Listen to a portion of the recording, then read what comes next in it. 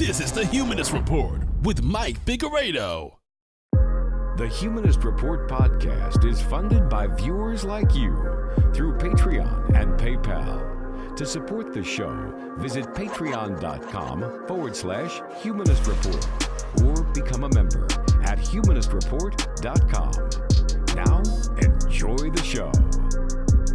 Welcome to the Humanist Report podcast. My name is Mike Figueredo, and this is episode 207 of the show.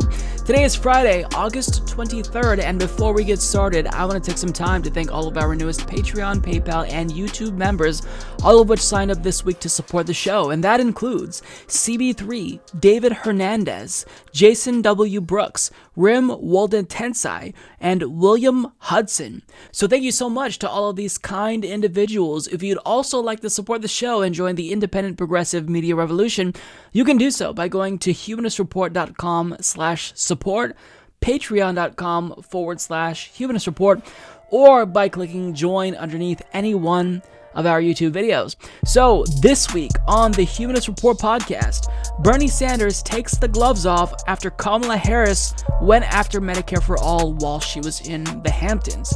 Obama encouraged Joe Biden to not run for president. Bill Maher smears proponents of the BDS movement.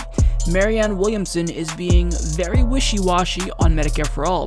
I'll talk about that. And billionaire CEOs promise to put people over profits, laughably, which then prompted Fox Business host Stuart Varney to bemoan their virtue signaling. Joe Biden sounded exactly like Donald Trump when he was confronted about his crowd sizes, and Bernie Sanders proposes new policies that would drastically change the lives of millions of Americans. And finally, we close the week by talking to 2020 congressional candidate from Arizona, Eva Putsova. And that's what we've got planned, so hopefully you guys will enjoy the show. Let's go ahead and dive right in.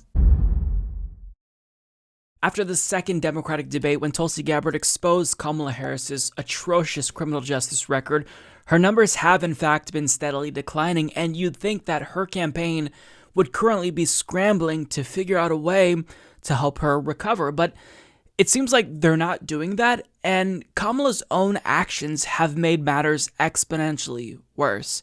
Because at a time when they should be trying to win voters back, it seems like she's going out of her way to prove to voters that she's not with them. So for example, CNN will be hosting a climate change town hall on September 4th, and it's going to feature 8 presidential candidates. However, Kamala Harris will be conspicuously absent. Why? Well, because there is a supposed scheduling conflict here. Now, the question is, what could possibly be more important for a presidential candidate than being on national television talking about climate change? I mean, this is how you get the word out. This is how you show people that you're serious and you're taking this issue seriously and you have a plan. So what's more important than getting that national screen time? Well, according to ABC News reporter Zoreen, Senator Kamala Harris's top bundlers are hosting fundraisers for her in downtown LA and Hancock Park. Those fundraisers directly conflict with CNN's climate crisis town hall, which Harris is not attending. So in other words, it's full-on mask off. She knows she's not going to win over Bernie Sanders' progressive voters and not even Elizabeth Warren's progressive voters, so she probably figured, look, it really makes no sense to maintain this progressive facade when they don't trust me because I've done too many things that prove otherwise, that I'm not progressive, and I know I need money to win, so I might as well just be the centrist that I am, embrace that persona, and attend these fundraisers in the Hamptons because that's really what I feel I need to do to win. Money is more important right now than courting voters and proving that I am the real deal. That's essentially what's happening here. I mean, to ditch a CNN town hall where they're talking about climate change for a fundraiser, I would be embarrassed if I were working on the Kamala Harris campaign because that is not a good look. The optics are terrible. And this is not the first time that she has attended a private fundraiser with lots of rich people and elites. Because as Bloomberg reports, Teslas and Maseratis lined the street as Kamala Harris greeted guests, sipping drinks from plastic cups with her name on them, and eating cinnamon sugar donuts from Dreezen's at a fundraiser hosted by movie executive Jamie Patricoff and his wife Kelly as the summer of Democratic fundraisers rolled on in East Hampton. She also had events on Martha's Vineyard, the Massachusetts island that is a playground for celebrities including the Obamas, Bill Clinton, and David Letterman on Friday and Saturday. Tickets ranged from $100 to $2,800. I believe in capitalism, but capitalism is not working for most people, Harris said on the patio steps of the Patricoff house, looking out at a peach orchard among flower and herb beds. She said she recognized people who have become successful by working hard and following the rules, but that the middle class needs help. So let's all contextualize this. Kamala Harris at a rich person's house at a private fundraiser is telling everyone that she believes in capitalism. It's like she doesn't want to win. I mean, you're running in the Democratic Party primary. I mean, most strategists will tell you that the pivot doesn't come until after you win the nomination. But I mean, she's already straight up just pivoting. Embarrassing. Absolutely embarrassing. And the irony here is that this fundraiser demonstrates exactly why she shouldn't believe in capitalism. The fact that she feels the need to hang out with rich people to raise money to win an election demonstrates how capitalism has corrupted our entire political process. And basically her argument would be, well, look, we just have to change the rules. The rules favor elites, so let's change the rules. Except the problem is that capitalism is a virus. It attacks everything that gets in its way. So if you change the rules, capitalism will attack the rules and get them undone. That's how capitalism works.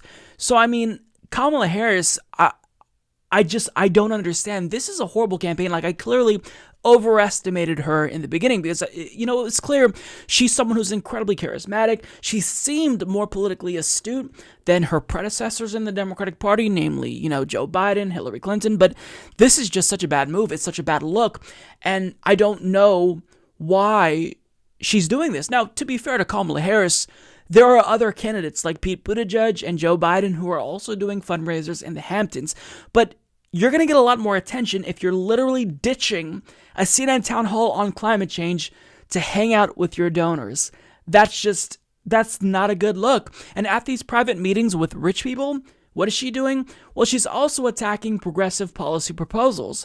Harris again tried to clarify her stance on healthcare, a topic that tripped her up in the early Democratic debates. I have not been comfortable with Bernie's plan, she said of Sanders' Medicare For All proposal, which she signed on as a co-sponsor when it was introduced. She explained how a Harris administration would leave room for private insurance. So, first of all, after supporting this legislation for 2 straight years and reiterating her support when it was obvious she was wavering, she's now saying, I don't really feel comfortable with it. And second of all, she's essentially admitting that she wants to water down Medicare for All. That's what her own pseudo-Medicare for All bill does.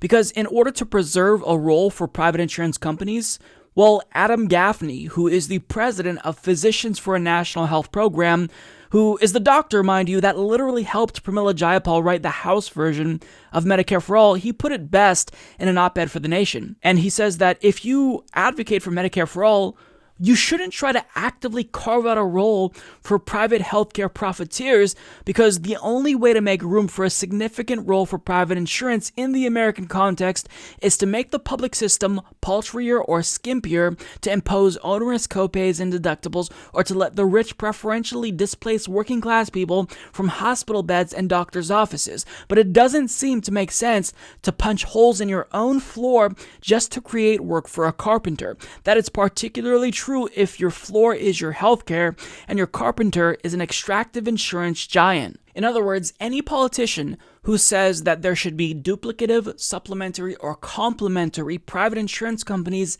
in our Medicare for All system, they're admitting essentially, I want to water down Medicare for All so we can preserve a role for them. That's literally what Kamala Harris's bill does. That's literally what she admitted to here at this private fundraiser. Now, since she took a shot at Bernie Sanders' Medicare for All bill, he took a direct shot at her and exposed her for the fraud that she is. He tweeted out, I don't go to the Hamptons to raise money from billionaires. If I ever visited there, I would tell them the same thing I have said for the last 30 years. We must pass a Medicare For All system to guarantee affordable healthcare for all, not just for those who can afford it. And that right there is what I'd like to call a KO.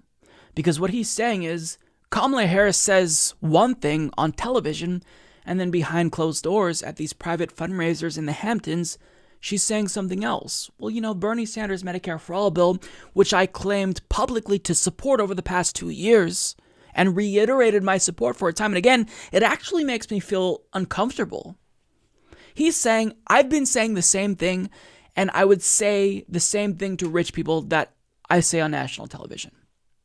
Now, again, I want to stress that it's not just Kamala Harris. I mean, Cory Booker, that same weekend, attended an event, a private fundraiser at Bon Jovi's house. You've got Pete Buttigieg and Joe Biden also attending private fundraisers in the Hamptons. There's one candidate who is choosing to be principled, and it's Bernie Sanders. Now, to be fair, Elizabeth Warren and Tulsi Gabbard, they also don't attend these private fundraisers, although Elizabeth Warren, she said if she wins the nomination, all bets are off. She's going to go all in, and she's not going to unilaterally disarm. So if you truly want a candidate who's uncorrupted, who won't attend these private fundraisers where these politicians make different promises to rich people and elites behind closed doors than they'll make to you in public, well, you know who to vote for. Bernie Sanders is the one candidate with a shot of winning that's uncorrupted, that's principled, and who will actually fight for the policies he's been advocating for decades. It's just no contest. It's a no-brainer. If you truly believe in Medicare for All, you do not vote for Kamala Harris. You vote for the candidate who's been talking about Medicare for All for decades. It's Bernie Sanders. So expectedly, Joe Biden has been an unmitigated gaffe machine, and just within the last 2 weeks alone, he's made approximately 8,342 gaffes.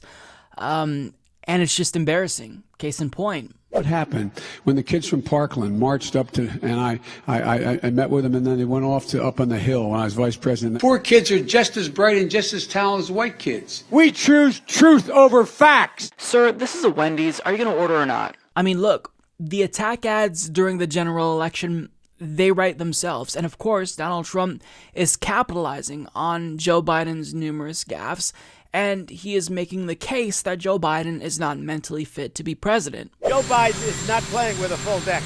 This is not somebody you could have as your president. Now, on top of that, Donald Trump also tweeted, Joe Biden just said, we believe in facts, not truth. Does anybody really believe he is mentally fit to be president? We are playing in a very big and complicated world. Joe Biden doesn't have a clue. Now, Donald Trump is quite literally the dumbest president in American history, but if he, of all people, is able to persuasively argue that maybe Joe Biden isn't mentally fit to be president, that's just a snapshot of what's to come.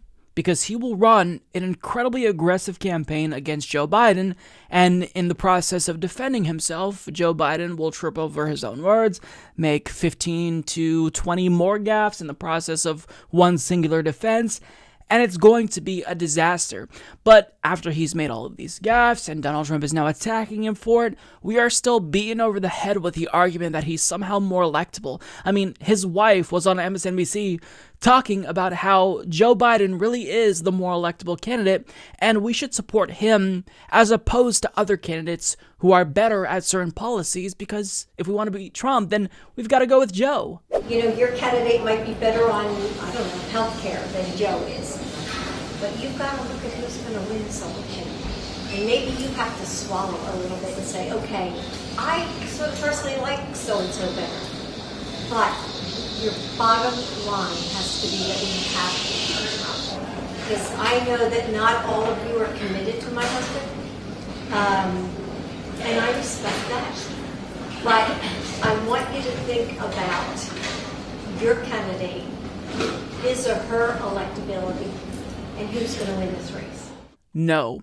Joe Biden, we all knew this, was going to be his own worst enemy.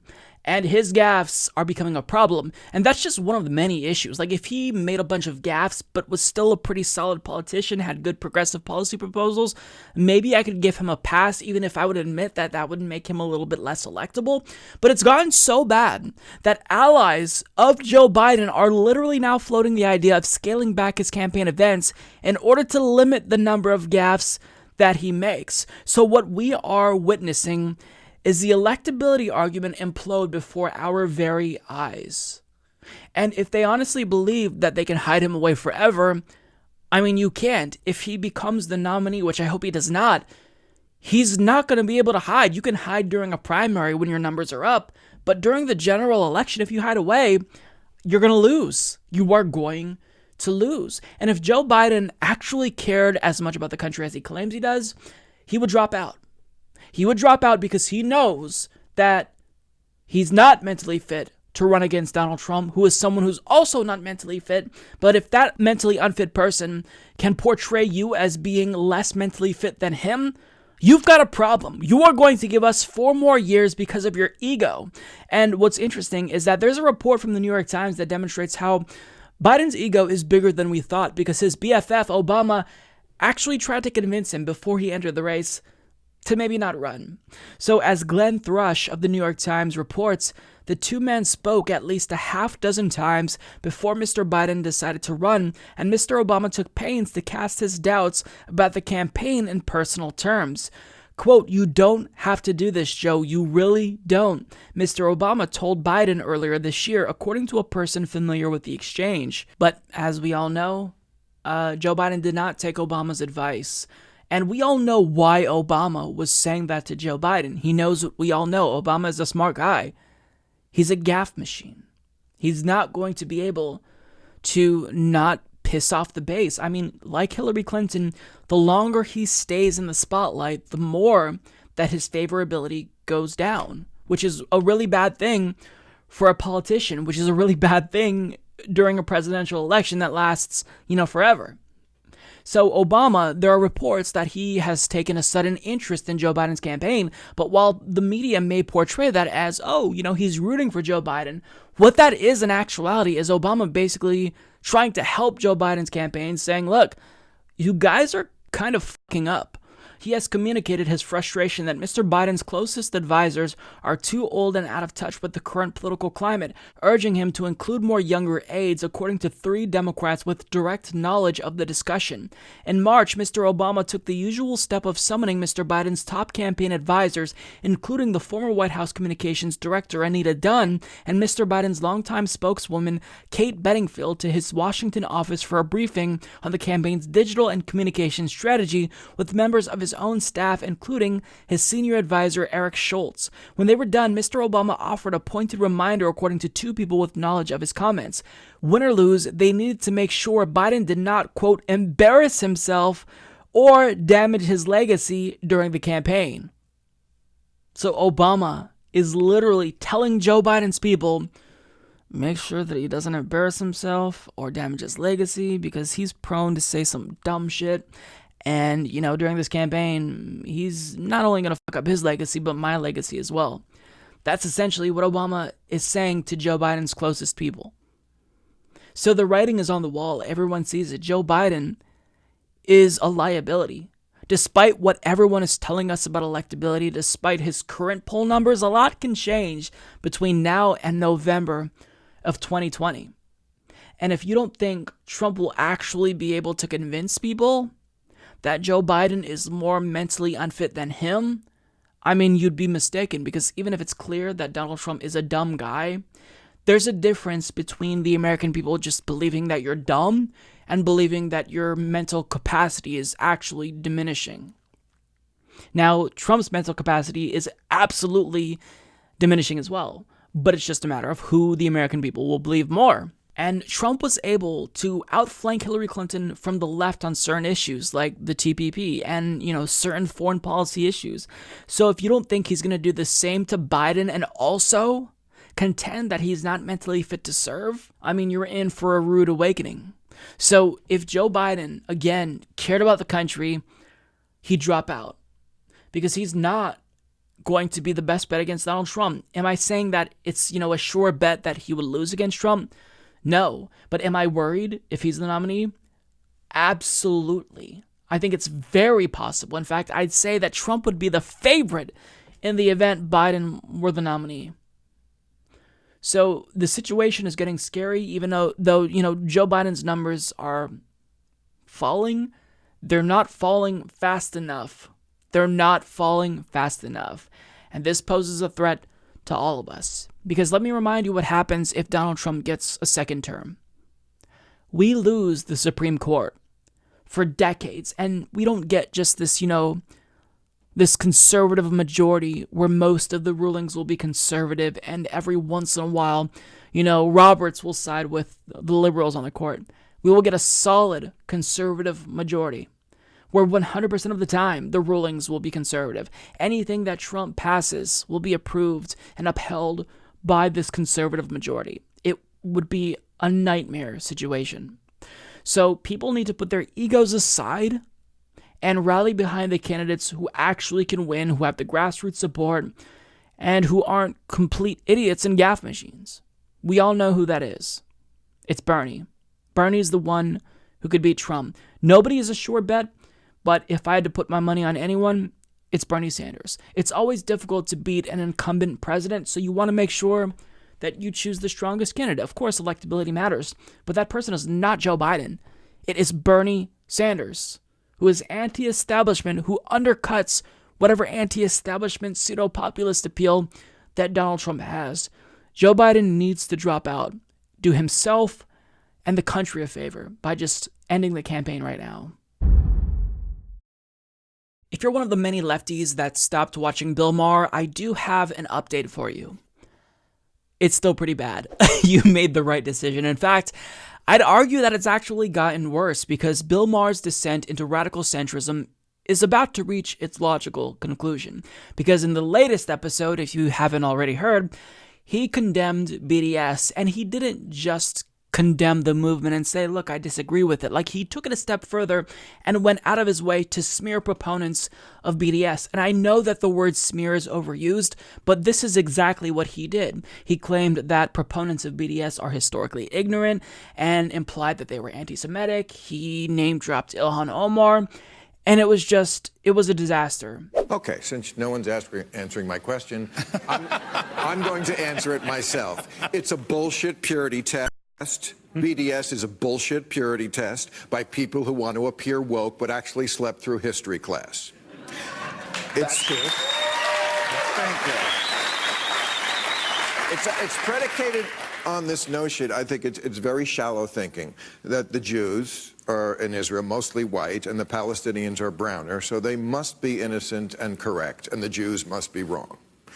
As if the occupation came right out of the blue, that this completely peaceful people found themselves occupied. Forget about the intifadas and the suicide bombings and the rockets and how many wars. And let me read, Omar Barghouti is one of the co-founders of the movement. His quote, no Palestinian, rational Palestinian, not a sellout Palestinian, will ever accept a Jewish state in Palestine. So that's where that comes from. This movement, someone who doesn't even want a Jewish state at all. Somehow this side never gets presented in the American media. It's very odd. Well, I think it's absolutely become one of these litmus tests inside the hard progressive movement now, that they need the enemies of Trump and before that the enemies of Bush. They looked at hard progressives looked at Israel as a strong ally for both Trump and for Bush prior to that. And so it's been brewing a long time. This has been coming up into the, sort of percolating up to the progressive left for a long time. And I think you're right. It is largely ahistorical.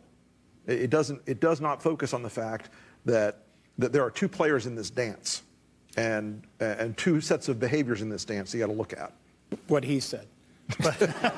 No, but I do think you're right on the ahistorical part. People don't understand history anymore. I mean, the entire... Well, shouldn't that come into play? Why aren't we saying it then? I don't get it. I mean, I think that we explain, I work for the New York Times, we tend to explain the history of this conflict, but I think people, when they see Netanyahu, and the Democrats in Washington are still really mad about that speech that, remember when John Boehner invited him and sort of went around Obama, and they just feel that this administration's been playing. I mean, Saudi Arabia wouldn't let Jews into the kingdom. I'm not sure they still do. They don't. They don't? No. Okay. Isn't that something? I mean, I have a list here of Jews in the Middle East prior to 1948. Morocco, there was 250 to 350,000.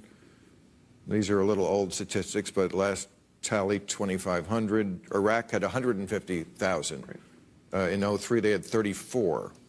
Tunisia had 100,000, and they had 900. Egypt had 75 to 80,000, then 40. Iran had 150,000, then 9,000. It's not a one-way street here, is it? And Congresswoman Omar has said things like, it's all about the Benjamins. Israel has hypnotized the world. May Allah awaken the people and help them see the evil doings of Israel. She apologized for it, but it's out there. Jews control the world. Jews control the money.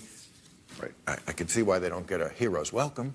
So the first claim he makes is that proponents of BDS are historically ignorant, and he says it's nothing more than a purity test by people who want to appear woke but actually slept through history class. Now, why are proponents of BDS historically illiterate? I don't know, because he doesn't actually make the case as to why they're historically ignorant. Because they're not.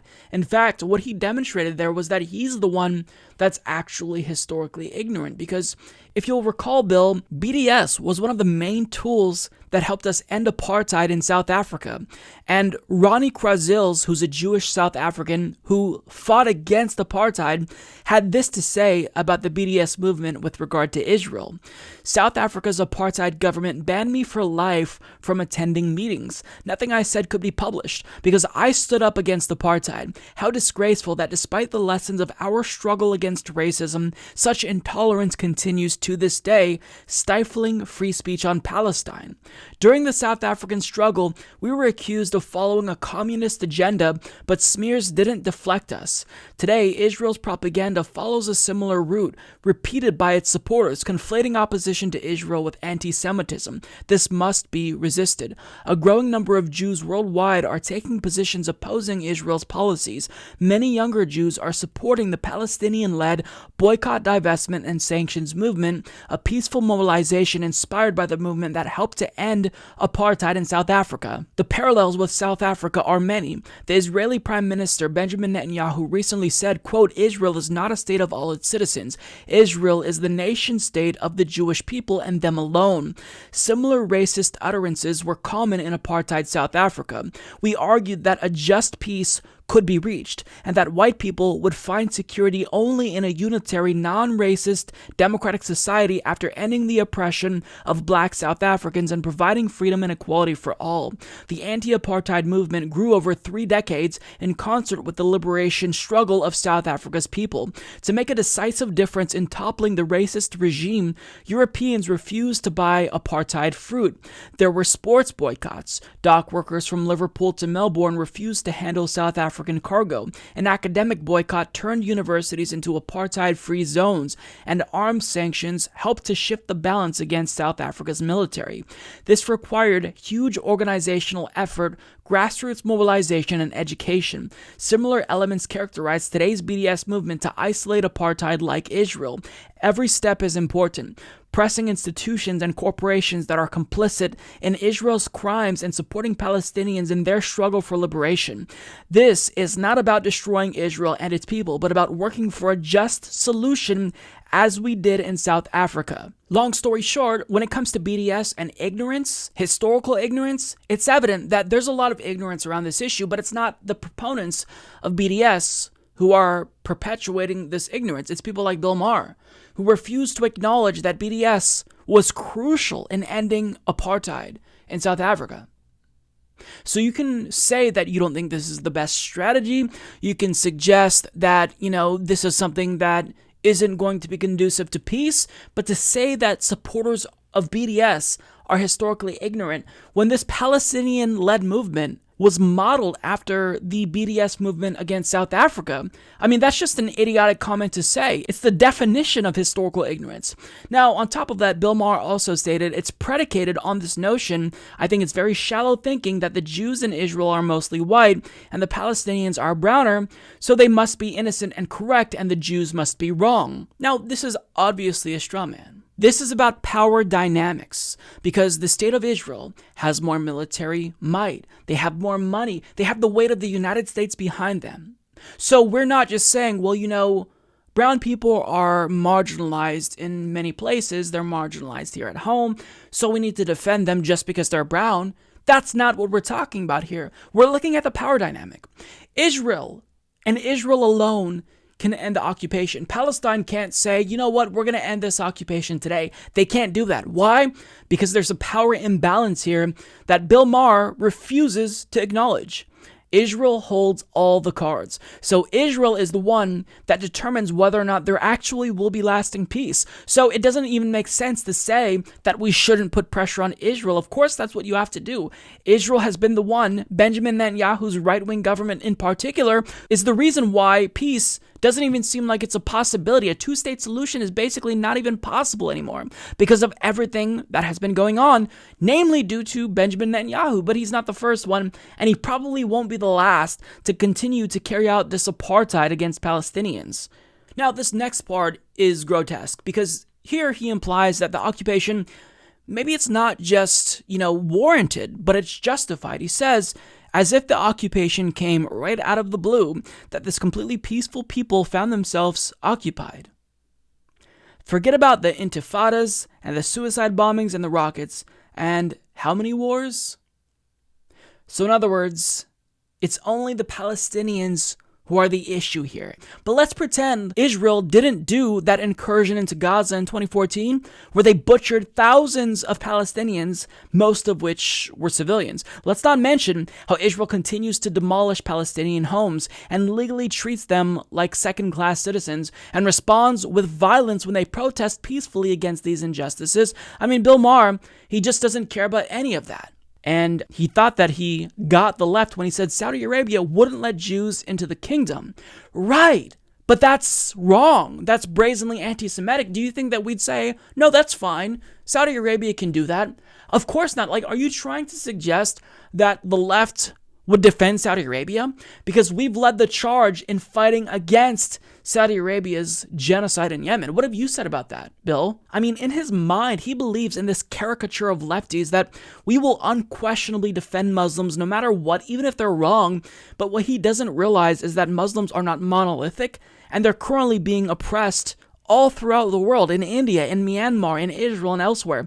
But it's not about the ideology. We're not standing up for Muslims because we agree that everyone should be a Muslim or that we're Muslims. I mean, it's about oppression. That's what this is about. In Egypt, Christians are the ones who are oftentimes the target of discriminations. So the left doesn't support discrimination because we're against discrimination. We are against marginalized communities being oppressed by the majority. It's about power dynamics. That's what we're talking about. Bill Maher won't recognize that because Bill Maher is a disingenuous idiot. He also then implied that Ilhan Omar is anti-Semitic. Of course you're going to say that, because that's what the mainstream media is saying. That's what the Democratic Party establishment is also saying, as well as the Republican Party. But it's funny how he agreed a lot with the Republican on his panel. Yeah. There's a reason for that. It's because you're more closely aligned with Republicans now, Bill, than you are with people who are actually on the progressive left. Now, let me just ask Bill this. If you're against BDS and you just don't think that this is a fruitful strategy, you don't think it's going to be conducive to peace, okay, we'll agree to disagree. But what's your solution then? What will actually bring about long-lasting peace? Because people who like to say, I don't support BDS, they never propose a counter solution. They just condemn BDS and don't offer any solutions, and then they'll say something, we should have a two-state solution. Okay, but you do realize that a two-state solution is not really feasible. So the question now that we're talking about is a one-state solution with full equality for Palestinians. So how do we get to long-lasting peace if not BDS? What's your solution? They like to, condemn BDS, but never offer a counter solution. If we truly want peace, then I don't know what other solution will yield that outcome but BDS. It seems like the only plausible thing that so far is actually working, because guess what?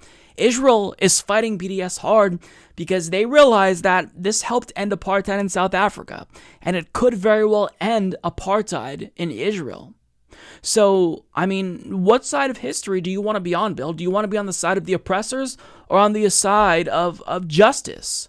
It seems like he's not thinking about that. He doesn't care.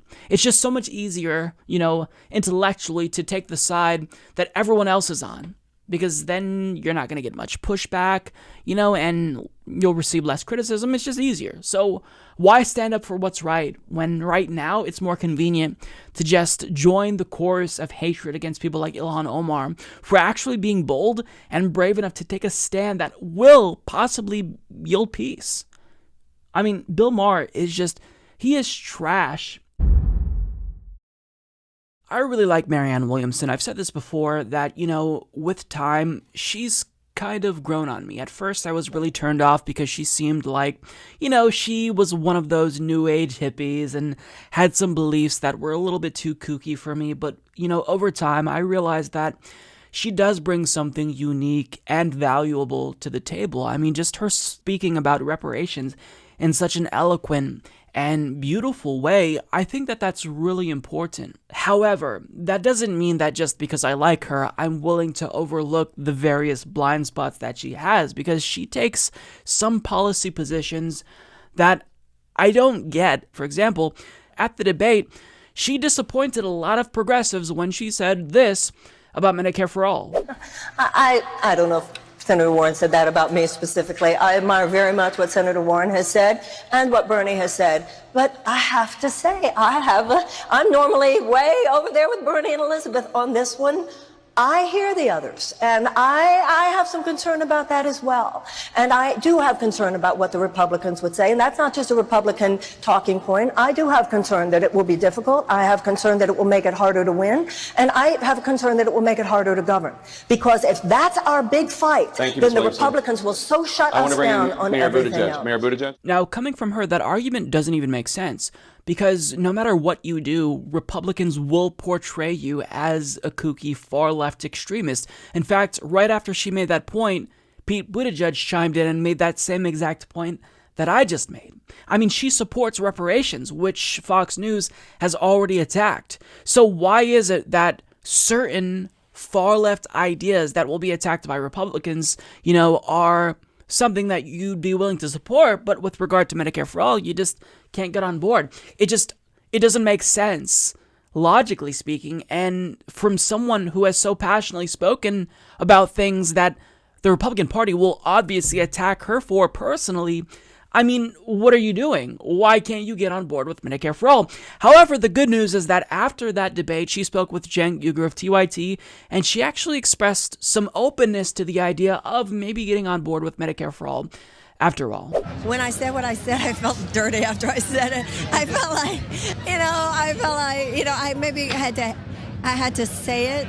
The needle really moved for me on that tonight. Because hearing it from them and having to say to myself, you're agreeing with John Delaney here. You're really being pulled over here. And I could just feel, I felt I was going to have people like yourself, like on my text. No!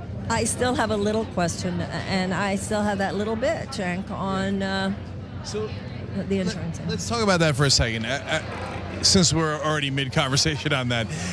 So there is this irony that you score so well when you talk against corporate rule, and you did it again tonight. And on the issue of Medicare for All, you seem like, you're stuck on that one. It feels like you're almost in mid-evolution. I am, but I am. And that's the truth of the matter. But I think the needle moved left today. That's certainly a step in the right direction, and I welcome anyone who is willing to have an open mind and evolve. But let's be clear here. You're running to be the president of the United States. If you don't come into power with a clear idea of what you want to do with regard to healthcare, you're going to get eaten alive, not just by Republicans, but by the healthcare industry, who will lobby against you, who will tear you down. So even though I can respect your willingness to evolve, I mean, you should have fleshed out what you want to do before running for president.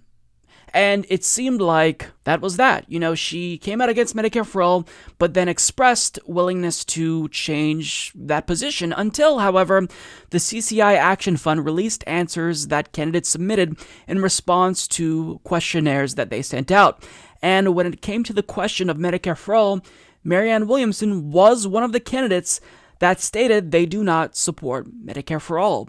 And when it comes to the candidates' beliefs about the role private insurance should play, Bernie Sanders was the only presidential candidate that unequivocally stated we should eliminate private insurance, whereas Marianne Williamson said she believed that private insurance should still exist alongside a public option. So in other words, what she supports is a healthcare system where the healthcare profiteers will inevitably push anyone who's sick onto the public plan, and then they'll just choose to sell insurance to people who are healthy because they know that that's how they're going to make millions and probably billions in profit. It's a really great way to water down your own public option and make sure that it's underfunded and make sure that people who are on that public option plan have to buy supplemental insurance. It tells me that she doesn't really understand how healthcare would work, with a public option versus Medicare for All. And by giving that answer to CCI Action Fund, it tells me that she moved back to the right after previously telling Cenk Uygur that she was open to the idea of embracing Medicare for All. So I tweeted about this because this is what I do. If a candidate vocalizes that maybe, they're not too fully on board with Medicare for All, or maybe they're starting to waver, I call them out. So I tweeted and I said, look, why would you do this? This is not harnessing love to allow these private insurance vultures to still profit off of us and rip us off. Shame on you, Marianne Williamson. And to my surprise, she actually saw that tweet and she responded saying, please tell me where you got this. It is inaccurate. To which I responded, sharing the link with her. And I said, if this is wrong and you actually do support Medicare for All, that would be fantastic news. I would love to bring you on my podcast to discuss Medicare for All. I know you told Cenk Uygur you were open to it after the debate. She then replied saying, correcting this right away. Thank you for letting me know. So I'll take that as a no to my invite, which is fine. My feelings aren't hurt, but she's welcome anytime to come on my program and talk about healthcare. But with that being said, let's just talk about her wishy-washiness with regard to this issue. I mean, over the course of the last couple of weeks, she came out against Medicare for All and then signaled support for it, and then presumably came out against it again and is now saying, no, actually, I'm not against Medicare for All. I mean, look, this is a number one issue for a huge percentage of Americans. You need to be clear and you need to issue a clarification. Do you or do you not support Medicare for All? You have flip-flopped 4 times in the course of the last couple of weeks. Where do you stand, Marianne? You have to make this clear. And it's been several days now since she responded to me, and on her website, she still has not fully embraced Medicare for All. In fact, it states very clearly that she supports a public option, which indicates that her responses that her campaign or she herself submitted to CCI Action seem to be correct after all. And maybe she just didn't want someone drawing attention to her response when it comes to Medicare for All because she knows that would be unpopular. And look, this actually makes me mad because I reluctantly deleted the tweet after she told me that wasn't correct, because if she had a change of heart, I would be more than happy to give her credit for it, but that doesn't actually seem to be the case. And looking at her Twitter account, the only new policy position that we learned about from her is that she promised to take down a picture of Andrew Jackson when she's elected. Okay, well, great. I'm sure that removing the picture of Andrew Jackson will drastically change the lives of millions of Americans, but where do you stand when it comes to healthcare? You see, I regret deleting that tweet because it seemed like it was actually correct and she just didn't want someone drawing attention to it. That's what it seems like. Now, I am more than willing to admit that I'm wrong. In fact, I hope she proves me wrong. But in order to do that, you actually have to give us a clarification, Marianne. You have to tell us where you stand on the issue of Medicare for All. And look, I've been doing this long enough to know that whenever a candidate expresses any indication whatsoever that they're maybe backing off of Medicare for All, that means that they don't support it anymore. They support either a watered-down version or they've moved away from it entirely. Now, look, I get that a lot of people like Marianne Williamson. I like her too, but it doesn't matter if we like a candidate. What we should prioritize is the policies of the candidates, not the candidates themselves. So if a politician backs off of Medicare for All, best believe that I will be on that politician like stank on shit, because that's what we have to do. And if Marianne Williamson doesn't like that I call her out because she's obviously being very wishy-washy on Medicare for All, flip-flopping back and forth in a matter of weeks, then there's a simple solution to get people like me off of her back. You can do better. Issue a clarification, embrace Medicare for All, or don't. Either way, you need to be clear and unequivocally say whether you do or do not support Medicare for All. You can't say on your website, I support a public option, and then, try to correct people when they say that you don't support Medicare for All just because you don't like that they're drawing attention to your bad policy position. You have to choose a policy and stick with it. Either you support Medicare for All and you get credit for it, or you don't support Medicare for All and you get called out for that. But you've got to pick a side. You have to be decisive, and you need to state your position on this issue, because being wishy-washy on something that's so crucial, when people are dying every single year because they don't have insurance, or maybe they have insurance but can't afford the deductible, it's unacceptable. Remember when Donald Trump was first elected and all of his supporters tried to assure all of us that he definitely wasn't anti-LGBTQ+, even after he chose Mike Pence as his running mate? Because the logic was, how could he be anti-gay or anti-trans if he held up a pride flag? So, the logic is absolutely sound. I don't know how you can argue against that, but look, I just want to hear from those same people who made that argument then and hear what they have to say now after he has been president for multiple years and has since banned transgender Americans from serving in the military. And on top of that, his administration is now trying to make it legal for businesses to fire people from the LGBTQ+ community. And the scope of this discrimination that he wants to make legal is so broad that it would even potentially harm straight and cis people. Literally. Now, in 2019, there are still a number of states where you actually can legally be fired from your job specifically on the basis of sexual orientation and or gender identity. And about 5 years ago, a woman named Amy Stevens had that happen to her. She was fired after she came out to her employer as trans, and the Equal Employment Opportunity Commission decided to sue her employer on her behalf, and her case has now made it all the way to the Supreme Court. And now this case involving Amy Stevens and the Equal Employment Opportunity Commission also includes 2 gay men who were fired from their jobs specifically because they're gay.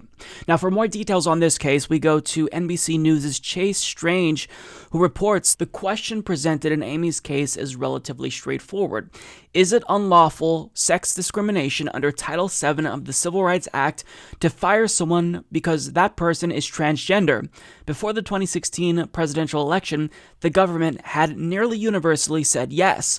But as of Friday, the United States, which initially brought the case through the EEOC, has officially switched sides. The Trump administration has weighed in to encourage the court to permit employers to fire an employee for being trans.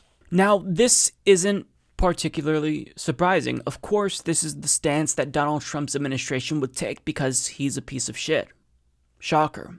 But what really is unique about this story, as I alluded to earlier, is the level of zealotry, the extent to which he wants to allow discrimination. Chase continues, saying, as a measure of how far the Trump administration is willing to go to make sure that transgender people have no protection from discrimination under federal law, take just one small section of their brief filed with the Supreme Court on Friday.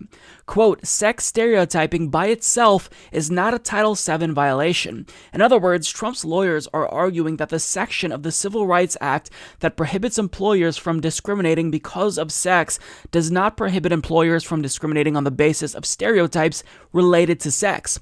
That is a wholesale rejection of major Supreme Court precedent and invites the court to wipe out protections that people have relied on for decades. And a ruling in their favor could drastically change workplace protections for all women, whether or not they are LGBTQ, and anyone who does not conform to the administration's preferred gender norms. That could include men with long hair and women with short hair, men who are primary caretakers of children or parents, women who wear pants, and women who work outside the home or are primary breadwinners. It's almost as if the Trump administration is arguing that if trans people might get protected from employment discrimination, then it is best that there be no protections for anyone, which actually may be their endgame. So let's just pause for a moment and think about the implications of this and how broad this is. Trump wants transgender people to be discriminated against so bad that he's willing to even allow cisgender people and straight people to be caught up in said discrimination. Meaning, if you are a straight male, but you're a little bit too effeminate, well, you could be fired by your employer if they are anti-gay and they think that you're gay, or maybe you're just not straight enough. If you're a woman who's a little bit too manly, maybe you cut your hair short, you have a deeper voice, and you wear pants, well, it doesn't matter if you're cis and straight, and you have a husband, you could be caught up in this type of discrimination if Trump gets his way. I mean, this is absolutely madness. It's a classic case of cutting off your nose to spite your face, or however that saying goes. It's preposterous. First of all, for individuals to think it's acceptable for someone to be fired on the basis of sexual orientation or gender identity, that alone makes you a bad person. Discrimination is unacceptable. We've already had this civil rights battle in this country before. Why are we rehashing it? Why haven't we all collectively learned from history?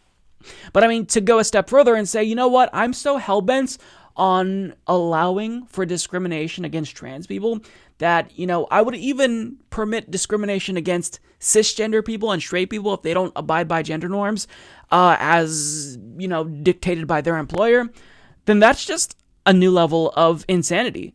But I mean, this is what happens when you elect Republicans. It doesn't matter how reformed they say they are. It doesn't matter that at the Republican National Convention, he claimed that he would stand up for LGBTQ rights. Republicans are always going to take the side of history that's wrong. They're always going to side with bigots and favor oppression because that's what they've done historically. It's what conservatism is. It's to preserve the status quo. That's the whole point of conservatism. You support tradition. You favor, traditional values. That's what conservatism is. That's the crux of conservatism. So, of course, this is what we should expect from them. This is why, to the people who tried to delude themselves into thinking that Donald Trump would not be anti-LGBTQ as all of his predecessors were, to the people who are LGBTQ who support Donald Trump, it's time for you to wake up. It's time for you to understand that the Republican Party is just not into you. They hate gay and trans people so much that they are willing to allow cisgender and straight people to be discriminated against, just so that way we can make sure that we're able to punish members of the LGBTQ plus community. And I wouldn't be as angered about this if, Donald Trump had just said, we're going to take the opposite side that the government had previously taken, because that's what you expect. But what makes this situation awful is that there is a conservative majority on the Supreme Court who could very well say, I know what the Constitution says, but I'm going to interpret it in this way that would allow for discrimination, because we're actually going to contend that not allowing discrimination against gay and trans people is actually discrimination against religious people. Because if you have a particular religious ideology that says that gay people and trans people are evil, then it's bigoted to not let them discriminate. So you can justify whatever conclusion makes you feel better. It doesn't matter if you are a Supreme Court justice who's supposed to objectively interpret the law. It doesn't matter. Conservatives hold a majority on the Supreme Court, so they could very well say, you know what, we agree with Donald Trump. Employers should be able to discriminate against members of the LGBTQ plus community. So we're going to leave that up to the states and allow this discrimination to continue. We're not going to strike it down. And the fact that that's even plausible in 2019, it shows that progress, it doesn't just follow, a straight line. Sometimes you take a step forward, but 2 steps back. That's just the way it is. When it comes to civil rights and civil liberties, there's never an end. It's always a constant battle. And I think that seeing what Donald Trump has been doing, it proves that beyond a shadow of a doubt. So I know that I'm preaching to the choir whenever I talk about capitalism and how bad it is for democracy, but it really can't be overstated how bad capitalism is for democratic societies. It has led to the commodification of every facet of American life, our criminal justice system, our healthcare system, even the democratic process itself has become a money-making venture when these things should be off the table. You shouldn't have to consider profits when thinking about the delivery of healthcare. You shouldn't have to consider the amount of money you need to raise if you're running to be elected. And the fact that you do, the fact that it's crucial to your electoral success, it really speaks to how damaging capitalism is. Now, people like to distinguish between, capitalism and crony capitalism, or capitalism and unfettered capitalism. And the thing is, you can rein in capitalism, you can create new rules. The problem is that capitalism is a virus that attacks those rules. So you may be able to, curtail capitalism and, assuage the fears of people, make it a little bit softer around the edges for a couple of decades, but it always waters down the rules that hold it back, and it unleashes its disgusting force on our society. It corrupts culture. It pits Americans against each other. So I think a lot of people are waking up. People in my generation, we are increasingly anti-capitalist and we are more socialist.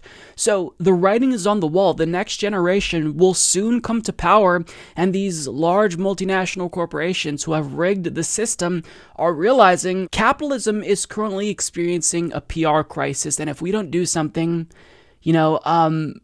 there's going to be regulation, and we will be crushed once the next generation comes to power. The Democratic primary voters are on the cusp of electing someone like Bernie Sanders and even Elizabeth Warren, who are vowing to rein us in. So if we don't act, then things are going to be a lot worse for us. So they've come up with a solution.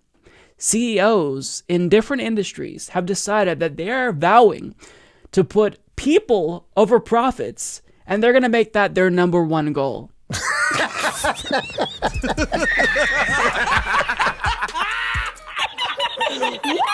I don't believe this at all, just so you know. So Jack Kelly of Fortune explains, on Monday, the Business Roundtable, an association of over 180 chief executive officers of America's leading companies, headed by the well-respected CEO of JP Morgan Chase, Jamie Dimon, released a statement that could radically change the mission of corporations and the lives of their employees. For over 600 years, capitalism has reigned supreme. Companies were expected to generate the most profits for their shareholders. The employees, vendors, and communities where they operate were of lesser concern. All that mattered was the bottom line and how much the shareholders earned on their investments. The pursuit of profits prevailed over everything else. The Business Roundtable recommended that corporations must change the way they operate and now focus on their employees, the places where they conduct business, and their vendors to ensure that everyone is treated fairly. This will come before the needs and wants of the shareholders. Now allow me to translate what they're saying here. Please, please, please don't elect Bernie Sanders. Don't elect anyone who's going to impose new regulations on us and tax us more heavily. We promise we will regulate ourselves. We promise that we will treat our workers fairly. Stop exploiting them. Just please, for the love of God, don't impose any new laws that would force us to do all of these things that we're telling you we're going to do. I mean, how dumb do they think we are? They honestly think that we believe them when they tell us that they're willing to put people over profits when they have a fiduciary responsibility to increase shareholder value. You honestly believe that with no new regulations, with no new laws, You're just going to willy-nilly do the right thing? Really? And let's look at the 4 main commitments that they're vowing to uphold. So they want to value their customers, they want to fairly compensate their employees, they want to deal fairly and ethically with vendors, they want to support the communities that they work within. I mean, come on. They literally think that we are stupid enough to believe that they're going to rein themselves in, that they're capable of self-regulation. I mean, I have no words. Of course, that's not possible. That's not the way things work. That's not the way that capitalism functions. So, of course, I don't believe them, and I actually find it patronizing and insulting that they think that we're this stupid. They think that this will suffice, that they'll just say, you know what, we're going to take your advice. We're going to put people over profits. Sure, Jan. Now, my favorite part, which really, it says everything you need to know, is when you look at the list of CEOs included here, because that will tell you everything that you need to know. These are the individuals who have signed this pledge.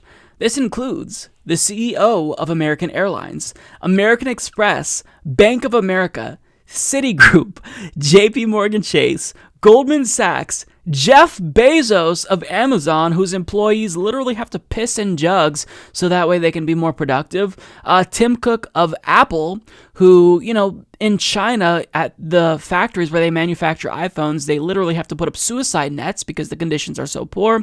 You have big pharma CEOs, Philip Blake of Bayer, David Cardani of Cigna, Albert Bourla of Pfizer.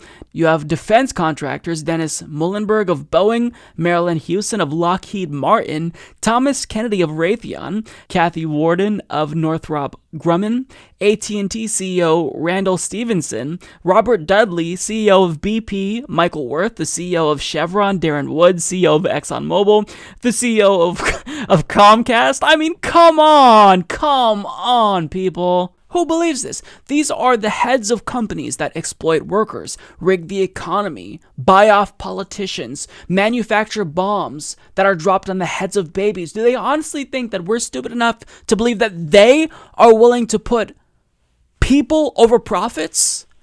I mean, that entire notion is antithetical to what they believe in. If you want to put people over profits, Lockheed Martin, you have to dismantle your entire corporation because you make the bombs that kill people. You buy politicians in order to make sure that we are in perpetual war. What are you talking about? This is so unbearably patronizing and just such a brazen attempt at virtue signaling for the purpose of preventing future regulation that it makes me feel nauseous. Look, if you want to do better, we need to see less talk and more action. Start by taking a substantial pay cut. Are they willing to do that? Don't think so. Stop buying politicians. Stop lobbying members of Congress to do your bidding.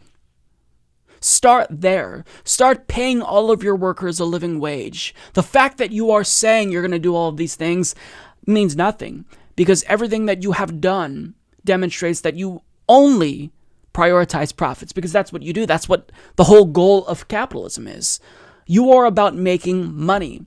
So for us to believe that you would actually change your actions and prioritize people over profits without regulation is absurd. Maybe you'll dupe some people. The author of this article that I read to you, what's his name? Jack Kelly. He seemed like, this is some huge revolutionary thing.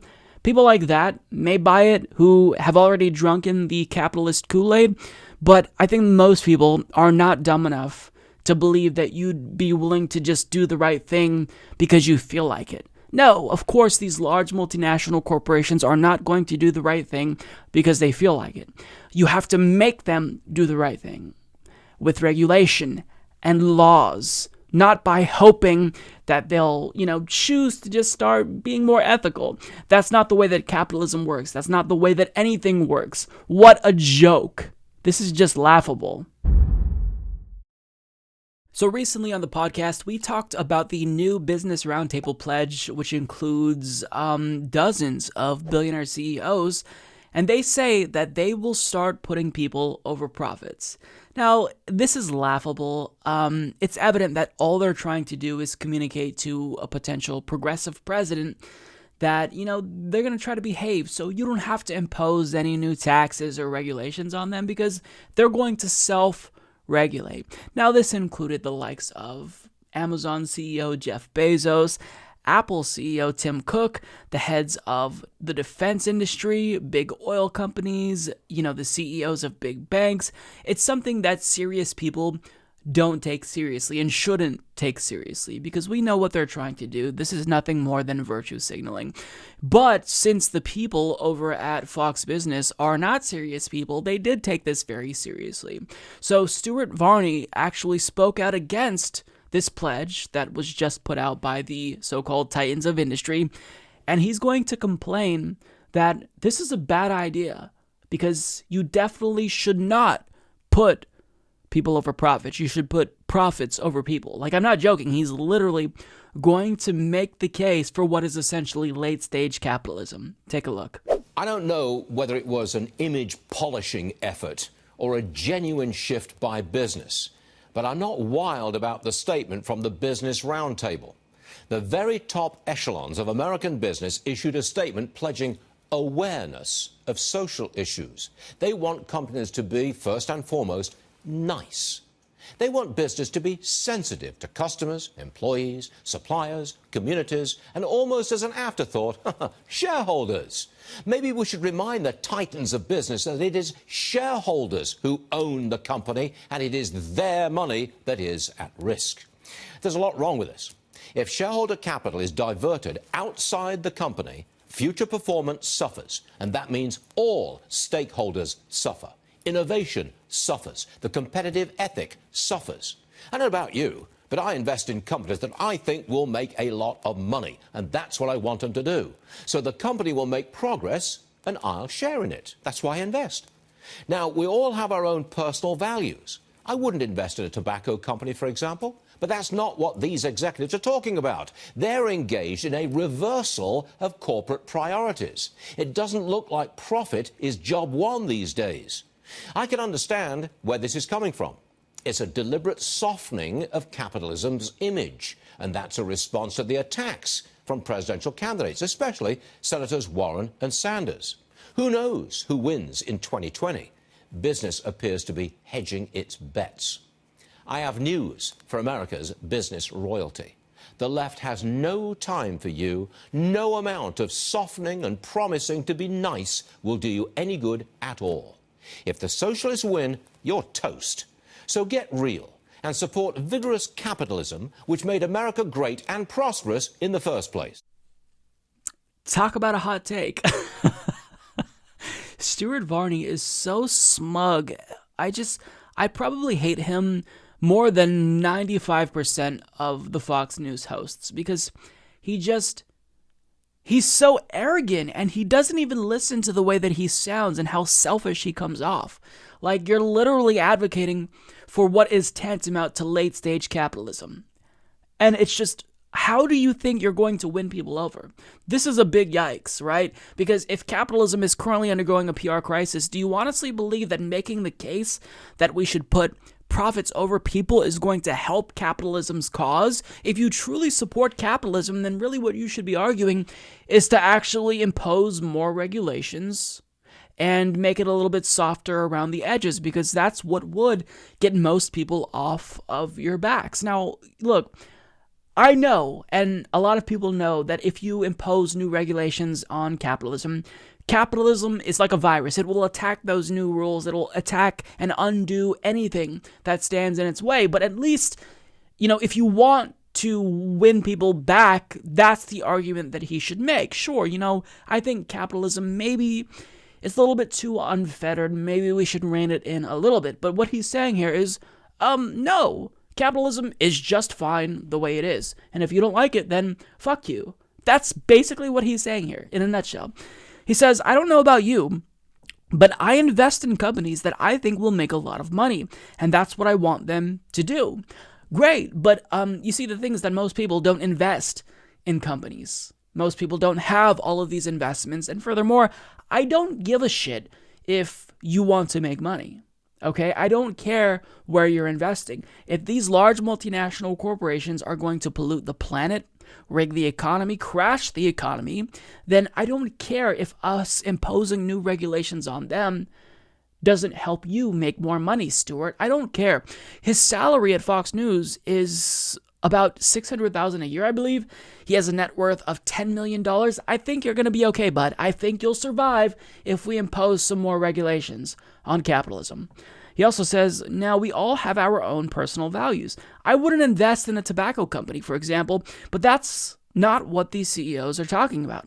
They're engaged in a reversal of corporate priorities. It doesn't look like profit is job number one these days. First of all, I don't know what world you're living in, because of course that's what they care about. That is their number one priority, and you can see it in their actions. So to say this, it just makes you look dumb, to be frank, Stuart. It makes you look like a fucking dumbass. Because to say that it doesn't seem like the CEOs, the titans of industry, don't care about profits, I mean, what world are you living in? When Apple has to put up suicide nets around sweatshops because conditions are so terrible that workers in China would rather kill themselves than continue working under those horrible conditions? What exactly do you think that they're valuing here, Stuart? People or profits? When Amazon warehouse workers have to piss in bottles to save time, do you think that they're valuing people over profits? When just 100 companies emit the lion's share of greenhouse gas emissions and ruin the planet just so they can increase shareholder value? I mean, do you not see that as them putting profit above everything else,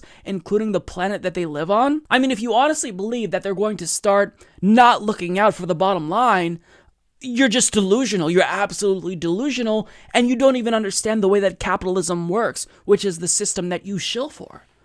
So the fact that he would be outraged by this when really he should be applauding this, even if we all know it's not going to amount to anything, but if you don't at least acknowledge, even if you like capitalism, that it's currently undergoing a PR crisis, you're just fucking stupid. I don't know how to be polite about this. I can't not sound like a dick, but you're a fucking dumbass, Stuart.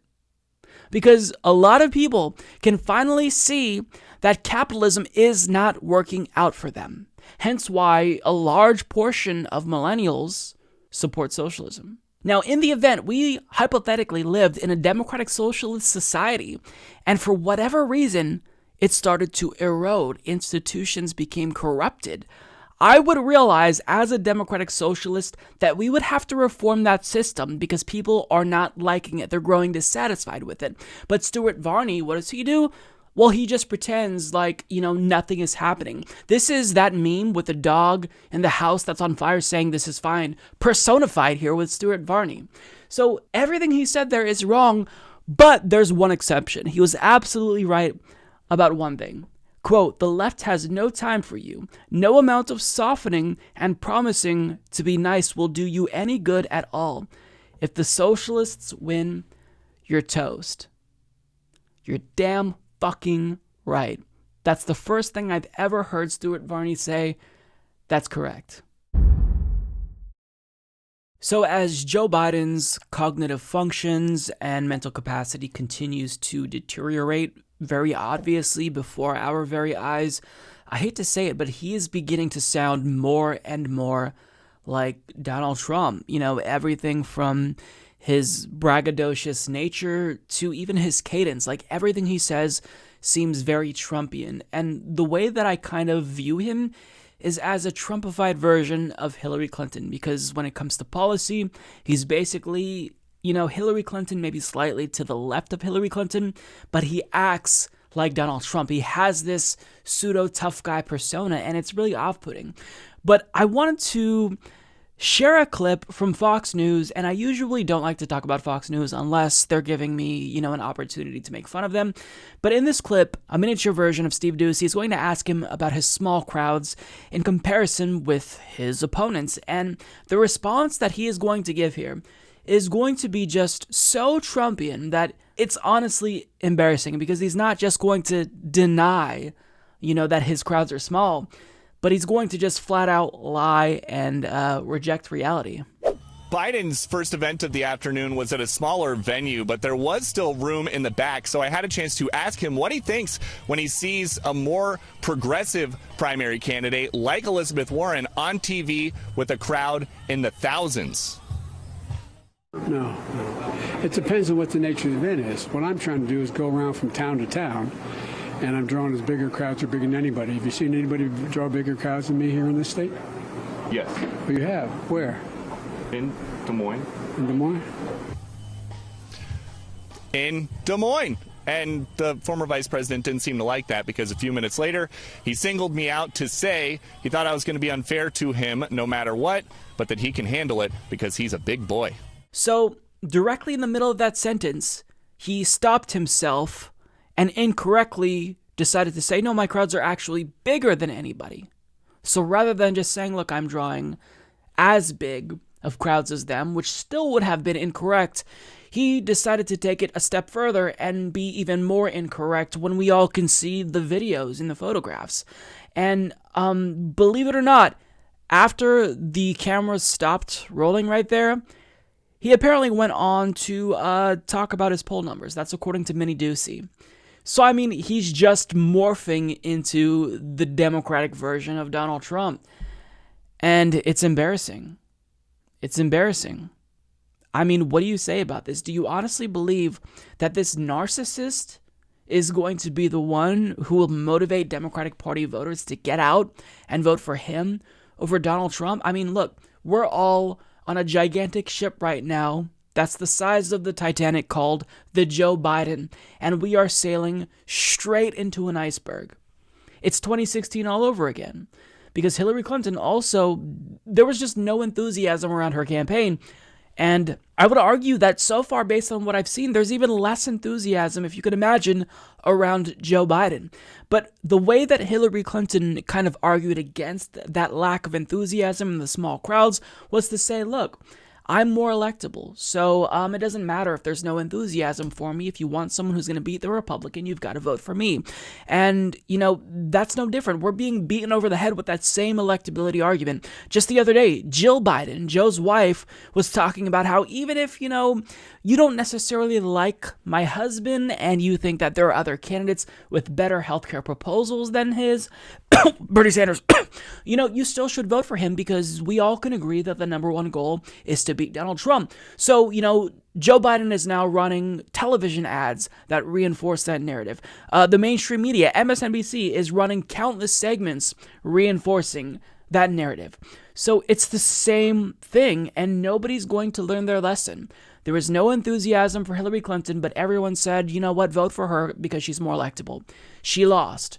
And, you know, what's crazy is that in the event Joe Biden were the nominee, God forbid, and he ended up losing to Donald Trump, Democratic strategists, you know, television pundits, they still would not learn their lesson. In the event in 2024, there was another corporate centrist Democrat that, you know, was not very popular. There was no enthusiasm for him or her. They would still say that we should vote for that individual based on electability. And I truly believe they would be stupid enough to do that. Because, I mean, 2016 wasn't that long ago. You'd think that everyone would have learned their lesson. You'd think that they'd see the writing on the wall currently, but they don't. And look, this lack of enthusiasm, this isn't something that's new for Joe Biden. Since he announced his campaign, there has been a considerable lack of enthusiasm. And this article from Politico explained that even if he's polling high enough, you know, to be considered the front runner, well, despite his position in the polls, he does not have very large crowd sizes. Attendance at the former vice president's launch rally paled next to some of his rivals. In his first Iowa visit, he didn't match the crowds that greeted Elizabeth Warren or even the less well-known Pete Buttigieg in their initial visits. So far, he's kept his events to smaller venues where there's little danger of empty seats. In the eyes of Biden's progressive critics, as well as President Donald Trump, who has publicly mocked him for it, the seeming lack of excitement or teeming masses at his events is a leading indicator of a lack of passion for his candidacy. Quote, I started to think the polls were wrong about Biden because it's not what we're seeing on the ground, said Amy Allison, founder and president of She the People, a national network devoted to promoting women of color. And that hasn't changed. The electability argument hasn't resonated with more people. It's not drawing out more people. And in fact, the power and level of persuasiveness of that electability argument is going down because people can see that this man is a buffoon and he is making, 10 gaffes a day? I mean, I'm being hyperbolic, but you get the point. This is not how you win an election if you truly are committed to defeating Donald Trump. And even Joe Biden's own supporters, if you talk to them, there's zero enthusiasm there among his own supporters. Now, this is anecdotal, but Jordan Sheridan attended the official Joe Biden campaign event during the second Democratic debate. Listen to how enthusiastic one of Joe Biden's supporters sounded when he was talking about Joe Biden. What was your favorite line of Biden tonight?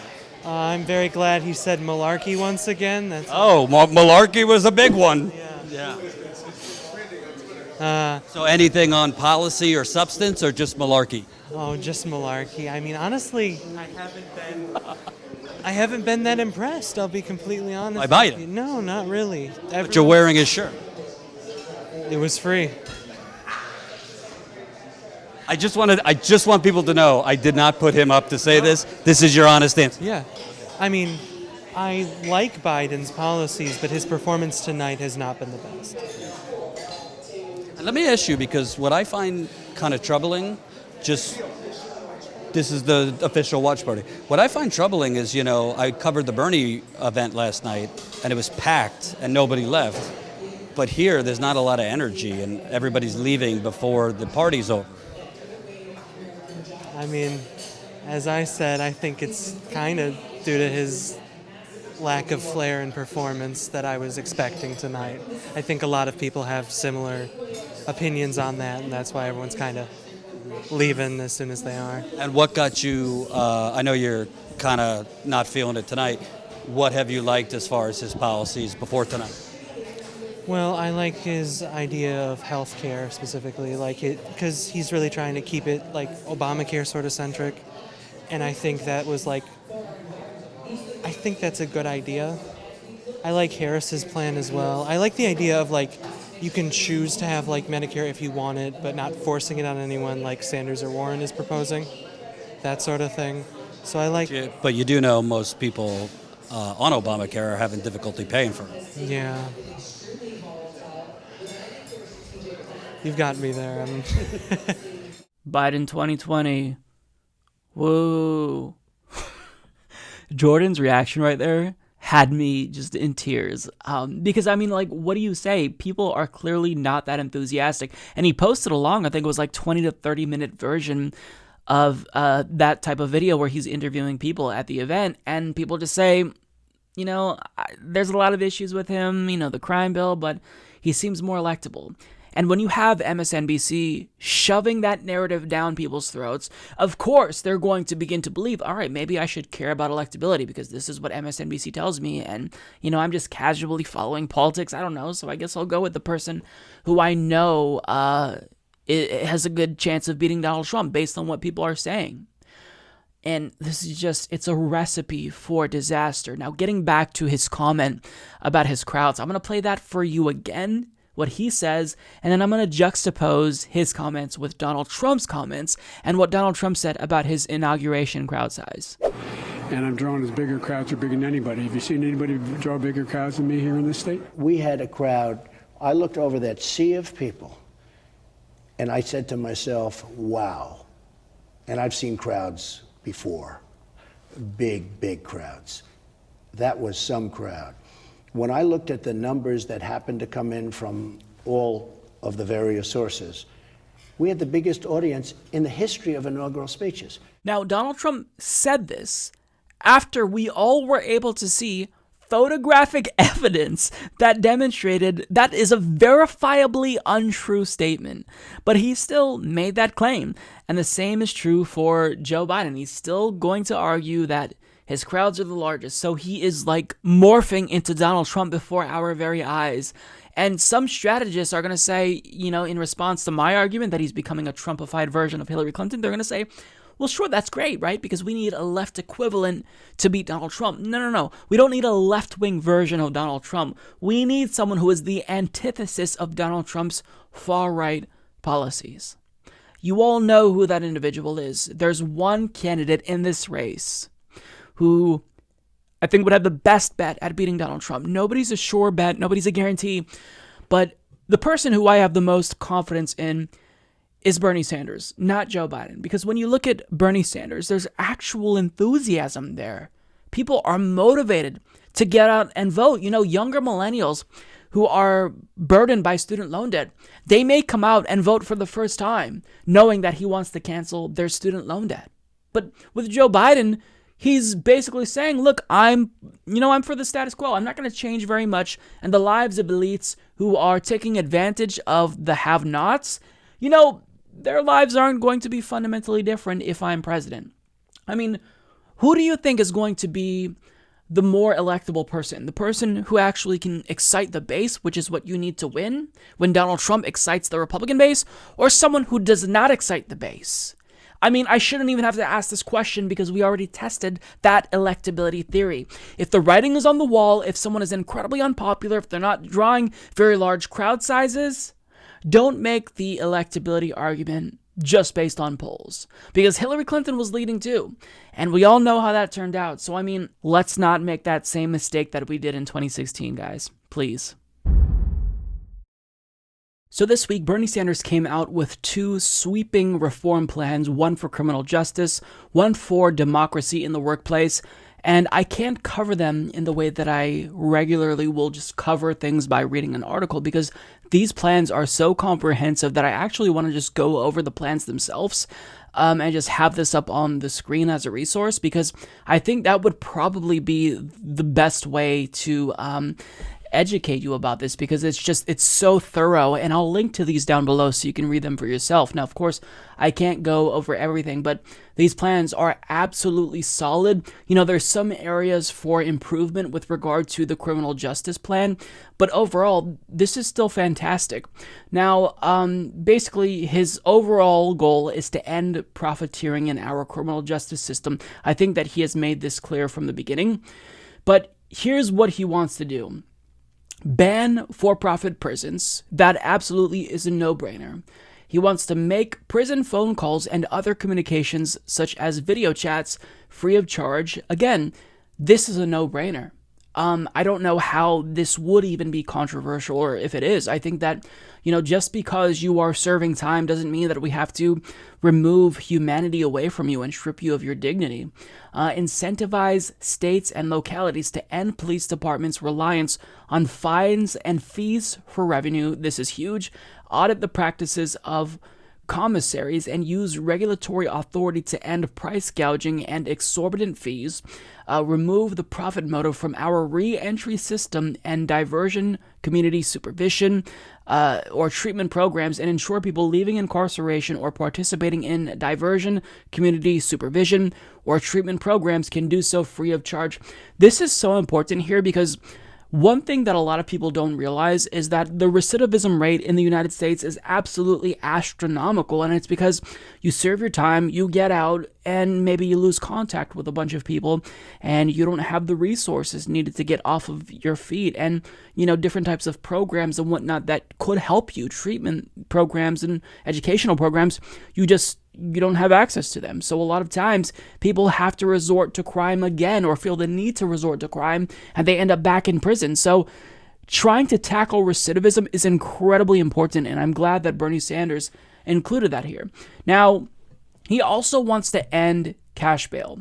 This is another no-brainer. It's a system that I don't even know why we have it. It just favors the rich, because of course, being free when you were arrested will entirely hinge on if you have the money to get out. Of course, rich people will pay their bail, and poor people won't be able to do that. So this disproportionately favors the rich. Of course, we should end cash bail.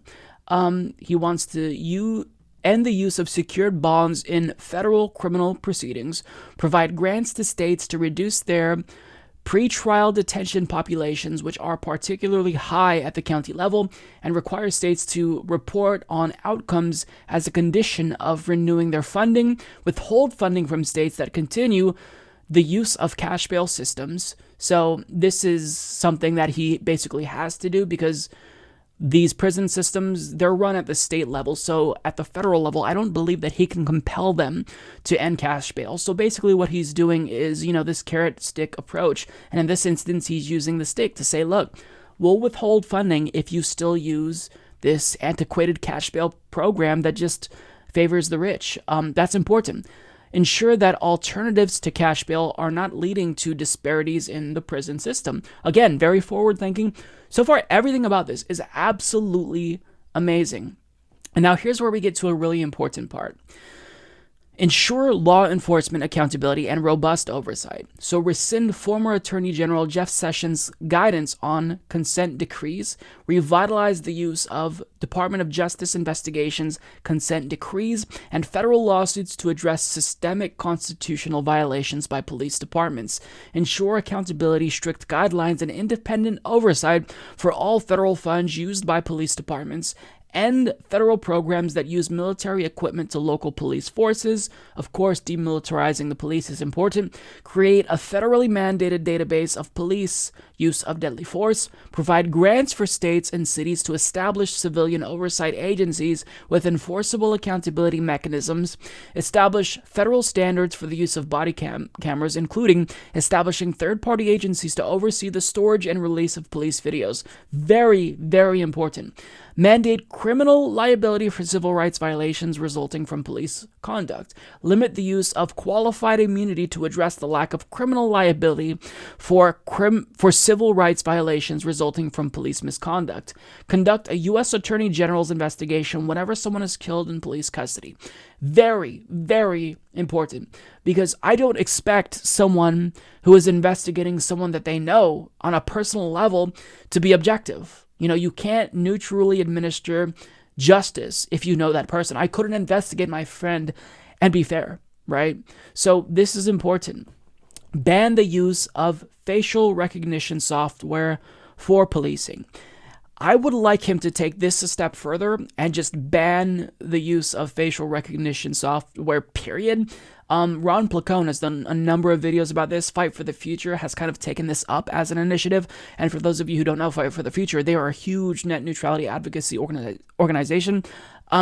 So taking it a step further would be great, but this is a new issue, and I would imagine that Bernie Sanders would evolve with new information. Now, I'm not going to go through all of this because this is really long, but I wanted to get to the bulk of it. Provide more support to police officers and create a robust, non-law enforcement alternative response system. And this force would emphasize de-escalation. Now, every single police officer should be trained to de-escalate and not further escalate, but I see what he's doing here, and I like this. Right to counsel, very, very important. Triple national spending, review current salaries and workloads, set a minimum starting salary for public defenders, create a national formula to assure populations have a minimum number of public defenders, establish federal guidelines and goals for a right to counsel, including policies that reduce the number of cases overall, create a federal agency to provide support and oversight for state public defense services. Going down, rescind former Attorney General Jeff Sessions' orders on prosecutorial discretion and low-level offenses. Rescinding these guidelines from Jeff Sessions, that will be easy. You don't have to pass that with a bill. So I would imagine that a lot of this he'll be able to check off before this even gets passed, when it becomes a bill. Limit absolute immunity for prosecutors, which is used to shield wrongdoers from liability, and the practice of jailing material witnesses. Place a moratorium on the use of the algorithmic risk assessment tools in the criminal justice system until an audit is completed. As president, he will also abolish the death penalty, reverse the Trump administration's guidance on the use of death penalty drugs with the goal of ending the death penalty at the state level. Stop excessive sentencing with the goal of cutting the incarcerated population in half, and mandatory sentencing minimums. Reinstate a federal parole system and end truth in sentencing. People serving long sentences will undergo a second look process to make sure their sentence is still appropriate. End 3 strikes laws. Invigorate and expand the compassionate release process. Expand the use of sentencing alternatives. Revitalize the executive clemency process by creating an independent clemency board. stop the criminalization of homelessness, and spend more than $25 billion over 5 years to end homelessness. And with regard to the war on drugs, legalize cannabis, expunge past marijuana convictions, provide people struggling with addiction the health care they need, decriminalize possession of the drug that treats opioid addiction. Not even going to try to pronounce that word. That is a doozy right there. Legalize safe injection sites and needle exchanges around the country, and support pilot programs for supervised injection sites, which have shown to substantially reduce drug overdose deaths. This is so important, so forward-thinking. This is going to be, something that he'll be attacked for. But this is crucial, and it does work. Raise the threshold for when drug charges are federalized. Work with states to fund and pursue innovative overdose prevention techniques. Institute a full review of the current sentencing guidelines and end the sentencing disparity between crack and cocaine. Okay, so this is very long. Let me just go through the Cliff Notes version here. Treat children like children. That means we ban the prosecution of children under the age of 18. I feel like this is a no-brainer. Reform our decrepit prison system to make jails and prisons more humane. Who would be against this? End solitary confinement. This is so important because that is torture. That is absolutely cruel and unusual punishment. He wants living wages for prison labor. No more slave labor. The right to vote.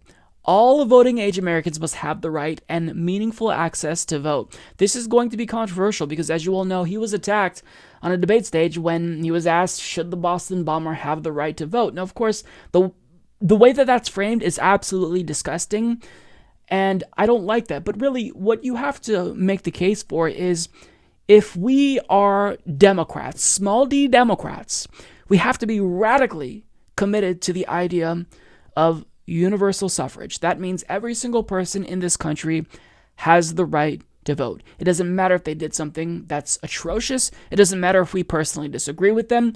Every person has the right to vote. It's a matter of principle. So he will get attacked for this as well. Doesn't matter. This is the right policy prescription. We have to allow people the right to vote. Okay. Ensure a just transition post-release. So, let's see here. Reversing the criminalization of disability, investing in our communities, federal jobs guarantee, $15 minimum wage. This is all so important, so comprehensive, and I look forward to seeing criminal justice organizations vet this if they haven't already. But this seems incredibly in-depth, comprehensive. This would change so many people's lives for the better. Like, this really, it can't be overstated. This would be a game changer. This would be amazing. This is the criminal justice reform that we need. One glaring omission, though, that I will say I wish he included is the decriminalization of sex work. Now, previously, he stated that he was open to that. In fact, I have a quote because he was asked about this not too long ago. So Eris Foley of The Hill reports, Democratic presidential candidate and Vermont Senator Bernie Sanders would consider decriminalizing sex work if elected in 2020. Bernie believes that decriminalization is certainly something that should be considered, Sanders' deputy communications director Sarah Ford told Vice News in a statement on Thursday. Other countries have done this, and it has shown to make the lives of sex workers safer. So the fact that he's open to it is important, but he didn't include that here, so that's disappointing. Like, don't just be open to it. Embrace it, Bernie. I'm not too worried that, he'd be against it because, again, he already showed his willingness to consider it, but he should have included that here in this bill. But Bernie Sanders, he does evolve. I mean, in 2016, he did not support student loan debt cancellation, and that was basically my main criticism of him. Look, you have this great plan to make colleges tuition free, but what about those of us who already have all of this student loan debt? So you've got to do something for them. And he listened. So I believe that this is something that he would embrace. I just wish that he included that here, but I don't want to be too picky because this is still good, but just some area for improvement. Now, getting to his workplace democracy plan. So basically, this is a very pro-union plan. Union workers, they earn 22% more than the average worker. So this is really important. Bernie's pro-union plan would provide unions the ability to organize through a majority sign-up process, allowing the National Labor Relations Board to certify a union if it receives the consent of the majority of eligible workers. Under Bernie's plan, when a majority of workers in a bargaining unit sign valid authorization cards to join a union, they will have a union. If employers refuse to negotiate in good faith, we will impose strong penalties on those companies. Enact first contract provisions to ensure companies cannot prevent a union from forming by denying first contract. Eliminate the right to work for less. Bernie's plan would repeal Section 14B of the Taft-Hartley Act, which has allowed 28 states to pass legislation that eliminates the ability of unions to collect dues from those who benefit from union contracts and activities, undermining the union's representation of workers. This right here has decimated unions, so this is absolutely crucial, and I don't think this would be too controversial with regard to Democratic Party politics. I think that even corporate Democrats would get on board with this, but still, it's important. Under Bernie's plan, companies will no longer be able to ruthlessly exploit workers by misclassifying them as independent contractors or deny them overtime by falsely calling them a supervisor. Looking at you, Uber, this would directly affect those companies. Make sure that employers can no longer use franchisee or contractor arrangements to avoid responsibility and liability for workers. Give federal workers the right to strike. Make sure every public sector union in America has the freedom to negotiate. Require companies that merge to honor existing union contracts. Deny federal contracts to employers that pay poverty wages, outsource jobs overseas, engage in union busting. Deny good benefits and pay CEOs outrageous compensation packages. Ban the permanent replacement of striking workers.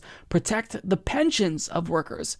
This is also very important. We've kind of transitioned to a 401k system in lieu of pensions, and guess what's happening? People can't really retire.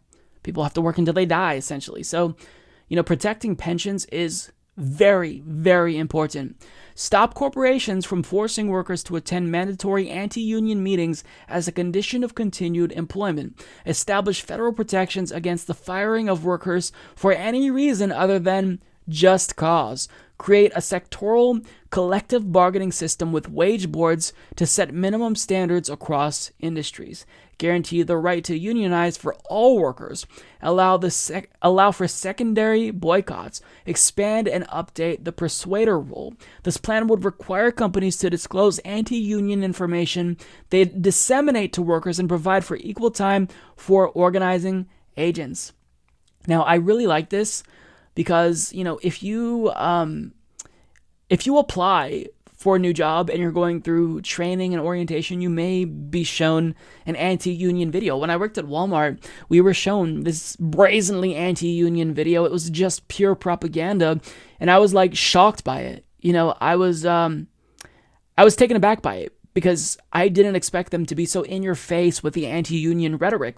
And it caught me off guard, and I talked to my coworkers about it, and they didn't know about unions because, they're given this misinformation. It's fed to them, so they don't know what to think. So they're told it's bad, so they just say, all right, it must be bad. So this is good. And probably my favorite part here is this: a fair transition to Medicare for All. This kneecaps one of the main critiques that we're seeing from corporate Democrats about Medicare for All.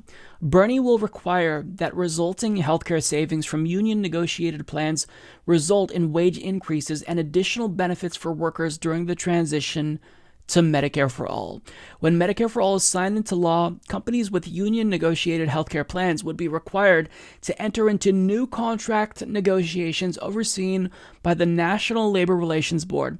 Under this plan, all company savings that result from reduced healthcare contributions from Medicare for All will accrue equitably to workers in the form of increased wages or other benefits. Furthermore, the plan will ensure that union-sponsored clinics and other providers are integrated within the Medicare for All system and kept available for members. Unions will still be able to negotiate for and provide wraparound services and other coverage not duplicative of the benefits established under Medicare for All.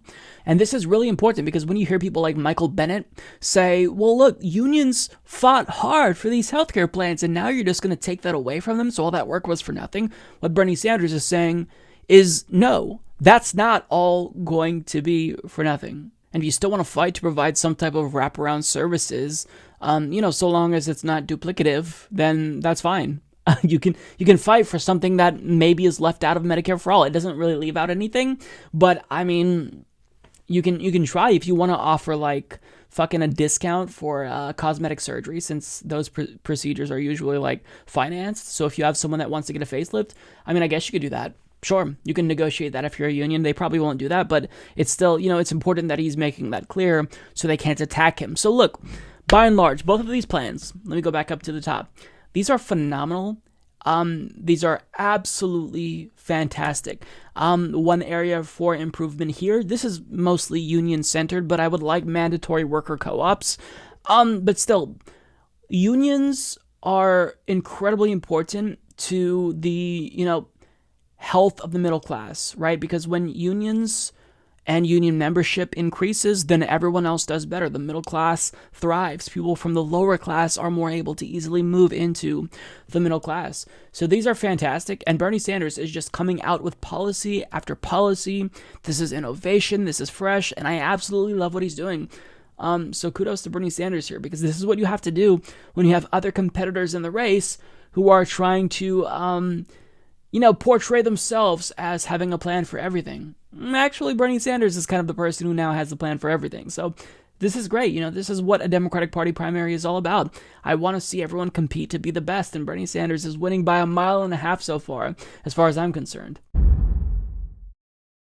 So in the span of just 1 week, Bernie Sanders has already proposed sweeping criminal justice reform, as well as a plan to save and expand union membership.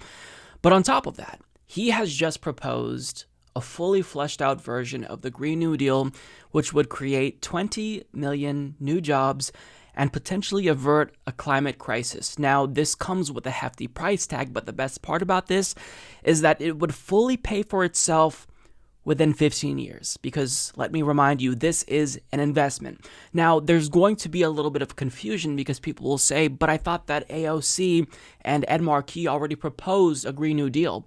That's correct. But the Green New Deal is not a specific set of policy prescriptions. It's essentially an empty slate. It's a resolution that says these are our goals, which is why there's so many, corporate Democrats like Amy Klobuchar who are supporting the Green New Deal, because there's nothing specific about it just yet. All it says is we need to meet the IPCC's deadline in order to avert a climate crisis.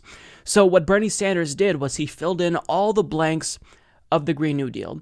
And what he came up with is absolutely comprehensive. It's so thorough and bold that the Rolling Stones writing board asks if he is the new climate change candidate, since Jay Inslee has officially ended his campaign. And here's why Bernie's plan is so special, according to Board. Dubbing the plan as his version of the Green New Deal, Sanders wants America's electrical and transportation systems to be powered exclusively by renewable energy by 2030, and for America to be totally decarbonized by 2050. The plan calls for a $16.3 trillion public investment to make this happen, which Sanders says will pay for itself in only 15 years, partially through tax revenue generated from the 20 million new jobs the plan would create. To help kick the plan into gear, Sanders would take executive action to declare the climate crisis a national emergency. Sanders' plan distinguishes itself in how aggressively it targets the fossil fuel industry. Not only does it call for hiking up taxes and penalties on polluters, it taps the Justice Department to pursue litigation against them. They have evaded taxes, desecrated tribal lands, exploited workers, and poisoned communities. The plan reads, President Bernie Sanders will ensure that his Department of Justice and Securities and Exchange Commission investigate these companies and bring suits, both criminal and civil, for any wrongdoing, just as the federal government did with the tobacco industry in the 1980s. So that's just kind of a broad overview of the plan, but let's really dive a little bit deeper, because this is really comprehensive and I can't possibly go over everything, but I will link to the full plan down below and encourage you to read it, because he's thought of everything. This is a plan to mitigate further damage caused by climate change, but it also equips us with the tools needed to adapt, because climate change is already here. Climate change is a reality, so we need to make sure that we are able to adapt. And this plan It really is comprehensive. Bernie thought of everything. So the goal here is to reach 100% renewable energy for electricity and transportation by no later than 2030 and completely decarbonize by 2050. So this would meet the IPCC's 12-year deadline, and he makes that crystal clear. He would end unemployment by creating 20 million jobs to address the climate crisis. These will be good-paying union jobs with strong benefits and safety standards in steel and auto manufacturing, construction, energy efficiency, retrofitting, coating and server farms, and renewable power plants.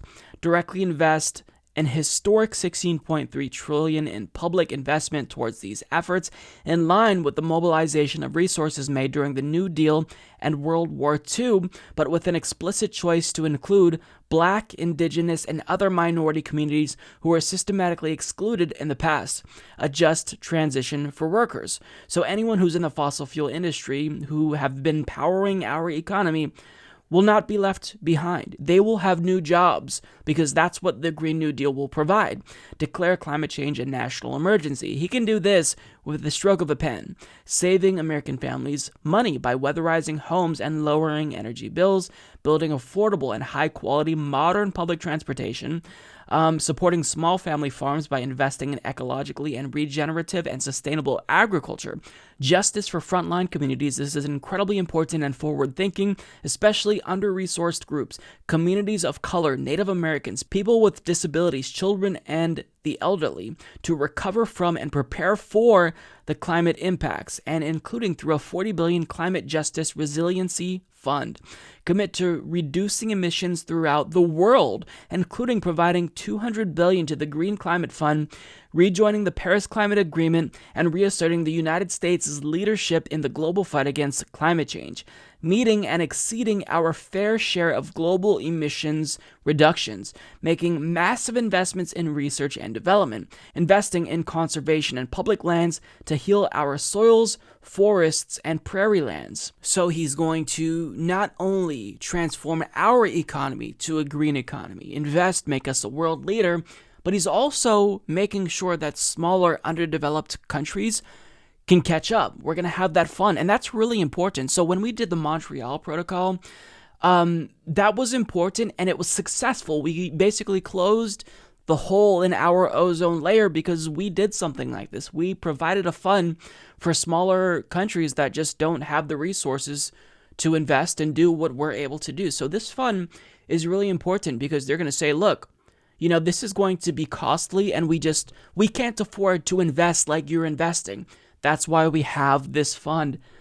This is important. This is leadership. This could potentially save the planet. Like, the scope of this is just so broad that when I read through this, I got chills. Now, again, the number one complaint will be, it's going to cost $16.3 trillion. Really, Bernie?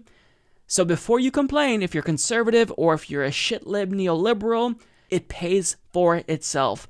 Quote, experts have scored the plan and its economic effects. We will pay for the massive investment we need to reverse the climate crisis by making the fossil fuel industry pay for their pollution through litigation, fees, and taxes, and eliminating federal fossil fuel subsidies, generating revenue from the wholesale of energy produced by the regional power marketing authorities. Revenues will be collected from 2023 through 2035, and after 2035, electricity will be virtually free aside from operations and maintenance costs, scaling back military spending on maintaining global oil dependence, collecting new income tax revenue from the 20 million new jobs created by the plan, reduced need for federal and state safety net spending due to the creation of millions of good-paying unionized jobs, making the wealthy and large corporations pay their fair share. So as I read this, I feel hopeful. I feel like this is everything that we've needed. This is everything that we've asked for and hoped for. And Kaniala Ing put it best. This is it. This is everything. This is what it'll take to save the world. Thank you, Senator Bernie Sanders. And he is a former congressional candidate from Hawaii. So, look, Bernie Sanders is the real deal. This election is a no-brainer. This is a no-brainer. If you want to save the economy and the planet, vote for Bernie Sanders. If you know someone in your family who is voting for Joe Biden because they've been duped by the mainstream media and elites to believe that he's more electable, tell them the truth. That Bernie Sanders is our best bet, not only against Trump, but against the climate crisis that we're facing. I mean, the scale of this is so huge, it really can't be overstated. So this is what politicians who support the Green New Deal should be doing. This is the most comprehensive climate change proposal of any candidate, just based on my reading. Now, certainly, I'll have to wait, to give my full judgment because I want to take into account scoring from the Sierra Club and other green organizations, environmental clubs and whatnot. But just based on this is absolutely huge, and it's exactly what not just America needs, but the planet needs. Bernie Sanders can literally save the planet if we just elect him. This is easy. Not even a decision. The only real choice in 2020 is Bernie. Let's not make the mistake that we did in 2016, guys. Let's elect Bernie. I am the chosen one. So I'll be honest, I really don't know how to set up this segment. All I know is that Donald Trump put out a tweet where he quoted someone who likened his presidency and him to the second coming of Christ, literally. And on top of that, Donald Trump gave this really long, unhinged interview, and something from that interview stood out. So let me get to that tweet. He tweeted, "Thank you to Wayne Allen Root for the very nice words." Now, for those of you who don't know, Wayne Allen Root is a Trump sycophant who hosts his own radio show.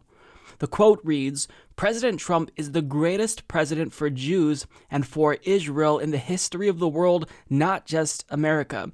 He is the best president for Israel in the history of the world, and the Jewish people in Israel love him, like he's the king of Israel. They love him like he is the second coming of God. But American Jews don't know or like him. They don't even know what they're doing or saying anymore. It makes no sense, but that's okay. If he keeps doing what he's doing, he's good for all Jews, blacks, gays, everyone, and importantly, he's good for everyone in America who wants a job." End quote. Donald Trump then followed up with a wow exclamation and then tagged Newsmax TV, Fox and Friends, and OANN for whatever reason. And of course, he later retweeted out what is presumably the video version of that quote, which I didn't watch because I have to limit my intake of stupidity to an extent before I end up catching it myself. So obviously, the quote itself is bizarre, it's unhinged, it's anti-Semitic pretty brazenly, and he's saying Jews in Israel love him like he's the second coming of God. Okay, I don't know anybody who would say that I'm like the second coming of Christ. But first of all, if somebody said something like that about me, even if their intentions were pure, they wanted to compliment me, one, I would question their sanity level, and two, I absolutely would not share what they said about me because, talk about filleting yourself. How embarrassing. You retweeted or you quoted someone in a tweet who said that you were like the second coming of Christ. That is some weird shit. This is delusions of grandeur. What are you doing? Donald Trump, obviously, he has a lot of screws loose, but it's like we're watching him deteriorate mentally at such an alarming pace. Now, on top of that, he was talking to the press about his trade war with China. He said something that was a little bit peculiar, to say the least. Take a look. This isn't my trade war. This is a trade war that should have taken place a long time ago by a lot of other presidents. Over the last 5 or 6 years, China's made $500 billion. $500 billion. Ripped it out of the United States. And not only that, if you take a look, intellectual property theft. Add that to it. And add a lot of other things to it. So somebody had to do it. I am the chosen one. Somebody had to do it. So I'm taking on China. He said this, and he also quoted someone who likened him to the second coming of Christ, or of God. his narcissism is getting progressively worse. I am the chosen one. I mean, I don't know what to say anymore. To say that he has the intelligence of a toddler would be too kind. I think that's being overly charitable, because this individual is he like literally delusional? The way he talks is not normal. I mean, this is the president of the United States, the most powerful country in the world, biggest economy, biggest military. The fact that this guy has his finger on the nuclear button, like, that's something that we can never take for granted. This is the person who can unilaterally choose to just end the world on a whim if he's in a pissy mood. That should scare all of us. Like, we've just kind of gotten used to the crazy antics of Donald Trump, but never take that for granted. That person is the president who can just, like, launch a nuke at any minute. How fucking bizarre is the time that we are living in? Like, people are going to look back 100 years from now, if the species survives, which it probably won't, and they're going to think, what was wrong with the world? What was wrong with America that they elected that as president? Some weird dude who slathers orange on his face and has a bird's nest on his head. That guy was the president, who's a blubbering buffoon? I mean, I feel so embarrassed. I don't know how anyone can be proud to say that's my president, but boomers love him. Like, there was a tweet underneath Donald Trump's tweet where he quoted the guy who said that he was like the second coming of Christ, and it was just straight up, pure craziness that you'd expect from Donald Trump supporters. These people are sycophants. This is a cult. This isn't like a group of people that you can persuade to wake up. You can't convince them and get them to move to your view, ideologically speaking. These people are too far gone. Trump supporters, most of them are just too far gone, and it's just really sad to think that nothing can penetrate their brains, nothing that you can present them with. No amount of evidence will suffice. They will worship and adore Donald Trump no matter what. And, I laughed at that tweet that was under, Donald Trump's tweet, but at the same time, it's sad. You laugh at it because what else can you do? You laugh to keep from crying, but like, the times that we are living in is absolutely fucking insane. And we just cannot get used to this. This is not normal. This is absolute fucking insanity. We have a president that is a fucking clown.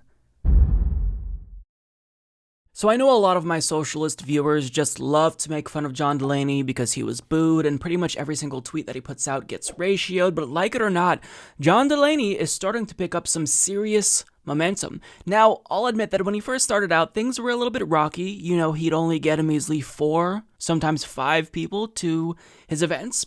But with time, that number started to steadily grow. He recently attended a house party with 7 people. Count them, 7 people.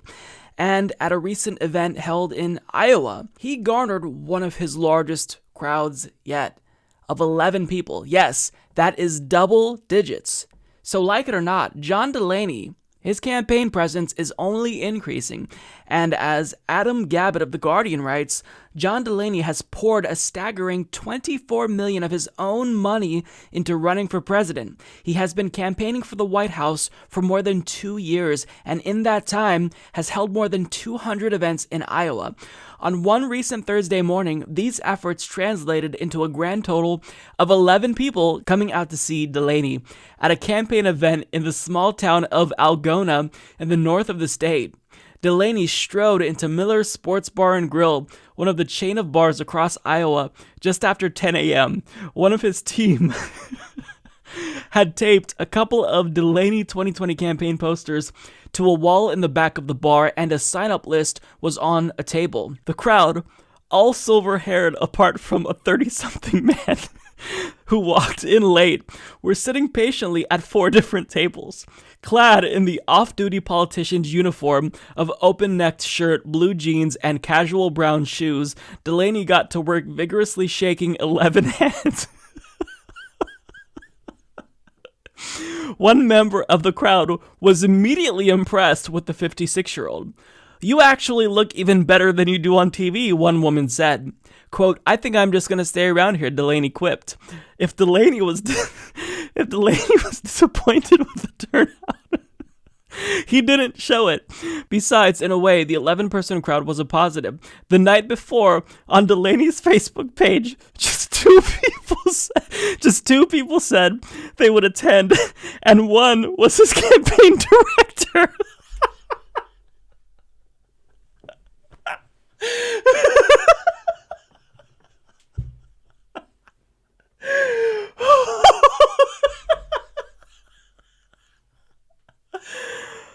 Oh my God.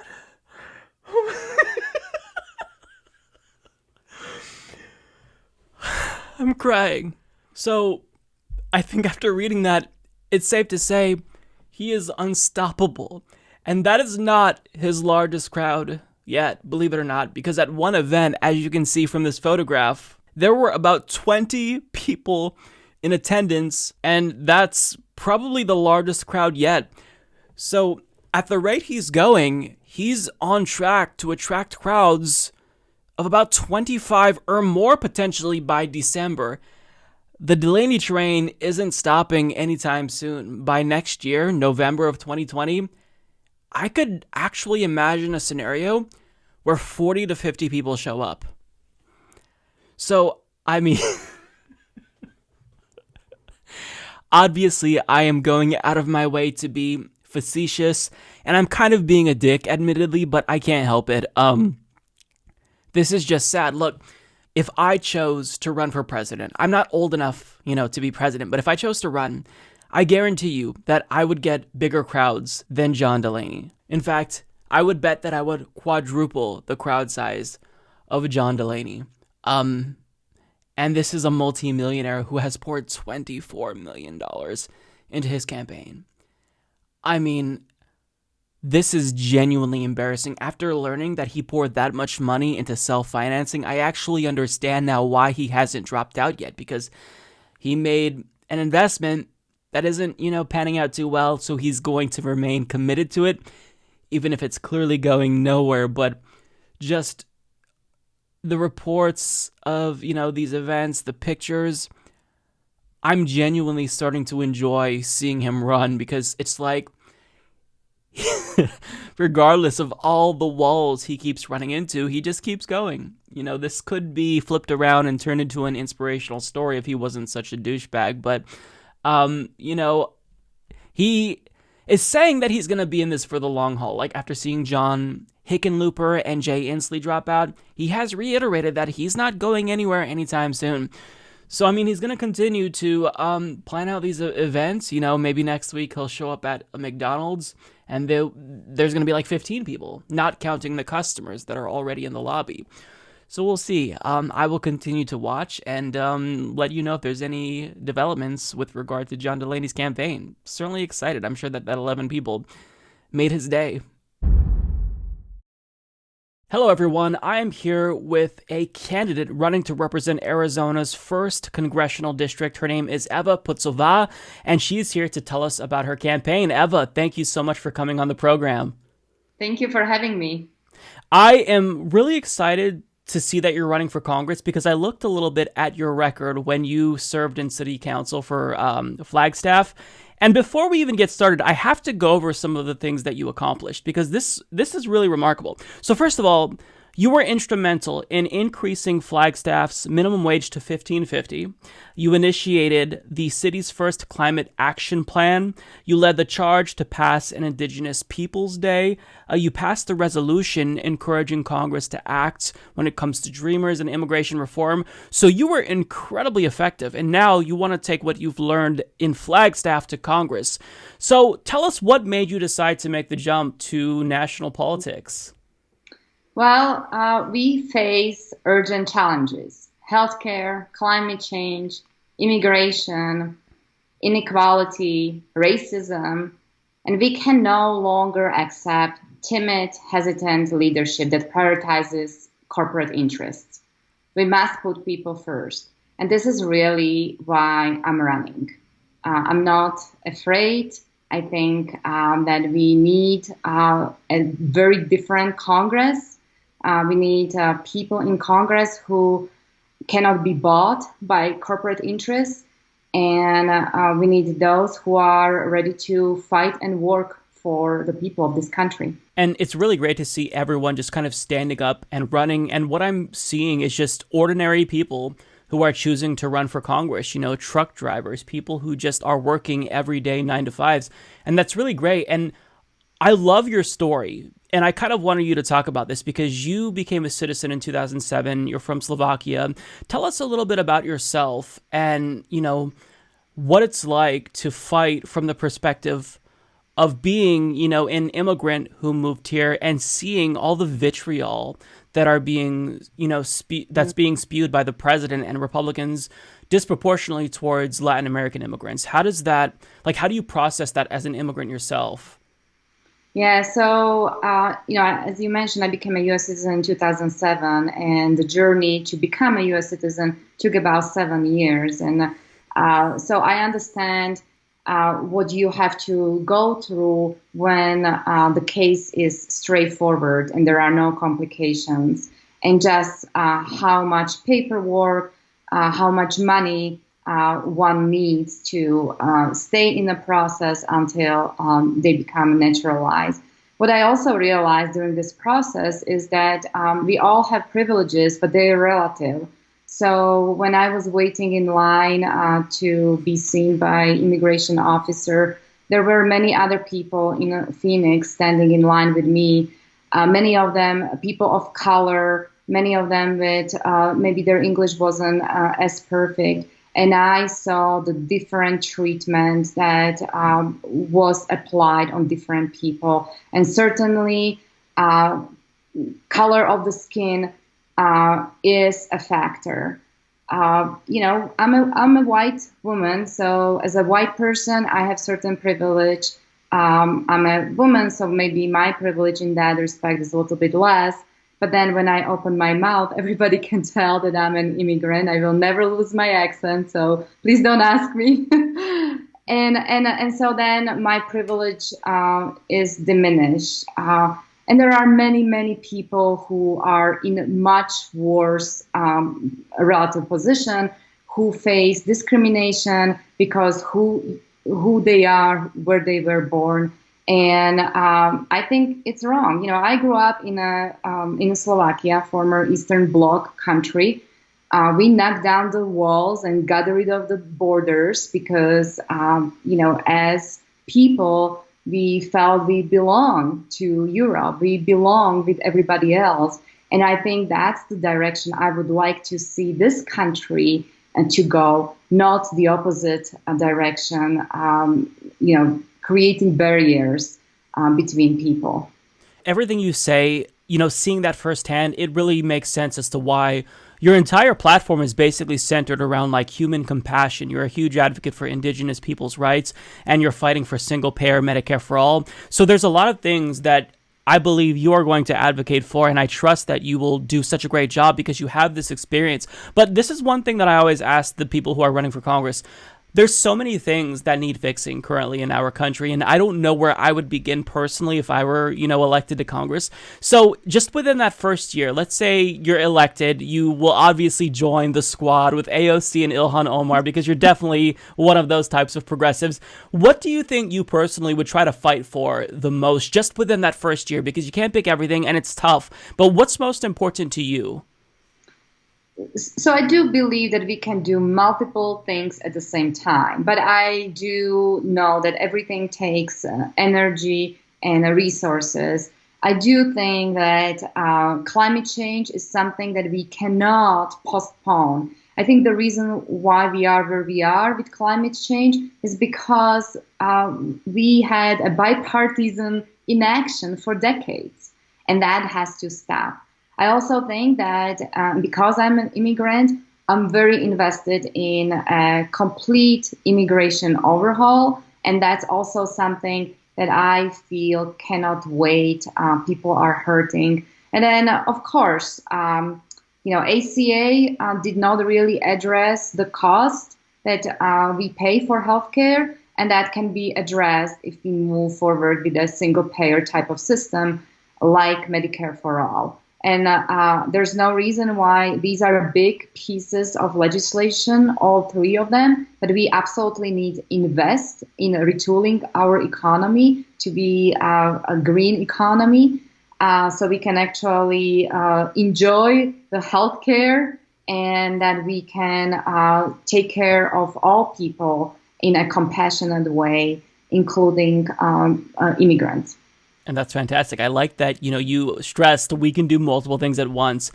But yeah, these are absolutely things that I agree with, and other issues that you care about based on the pledges that you've signed. So you've signed the No Fossil Fuels Pledge. You've signed the pledge to codify the 28th Amendment, which basically gets money out of politics.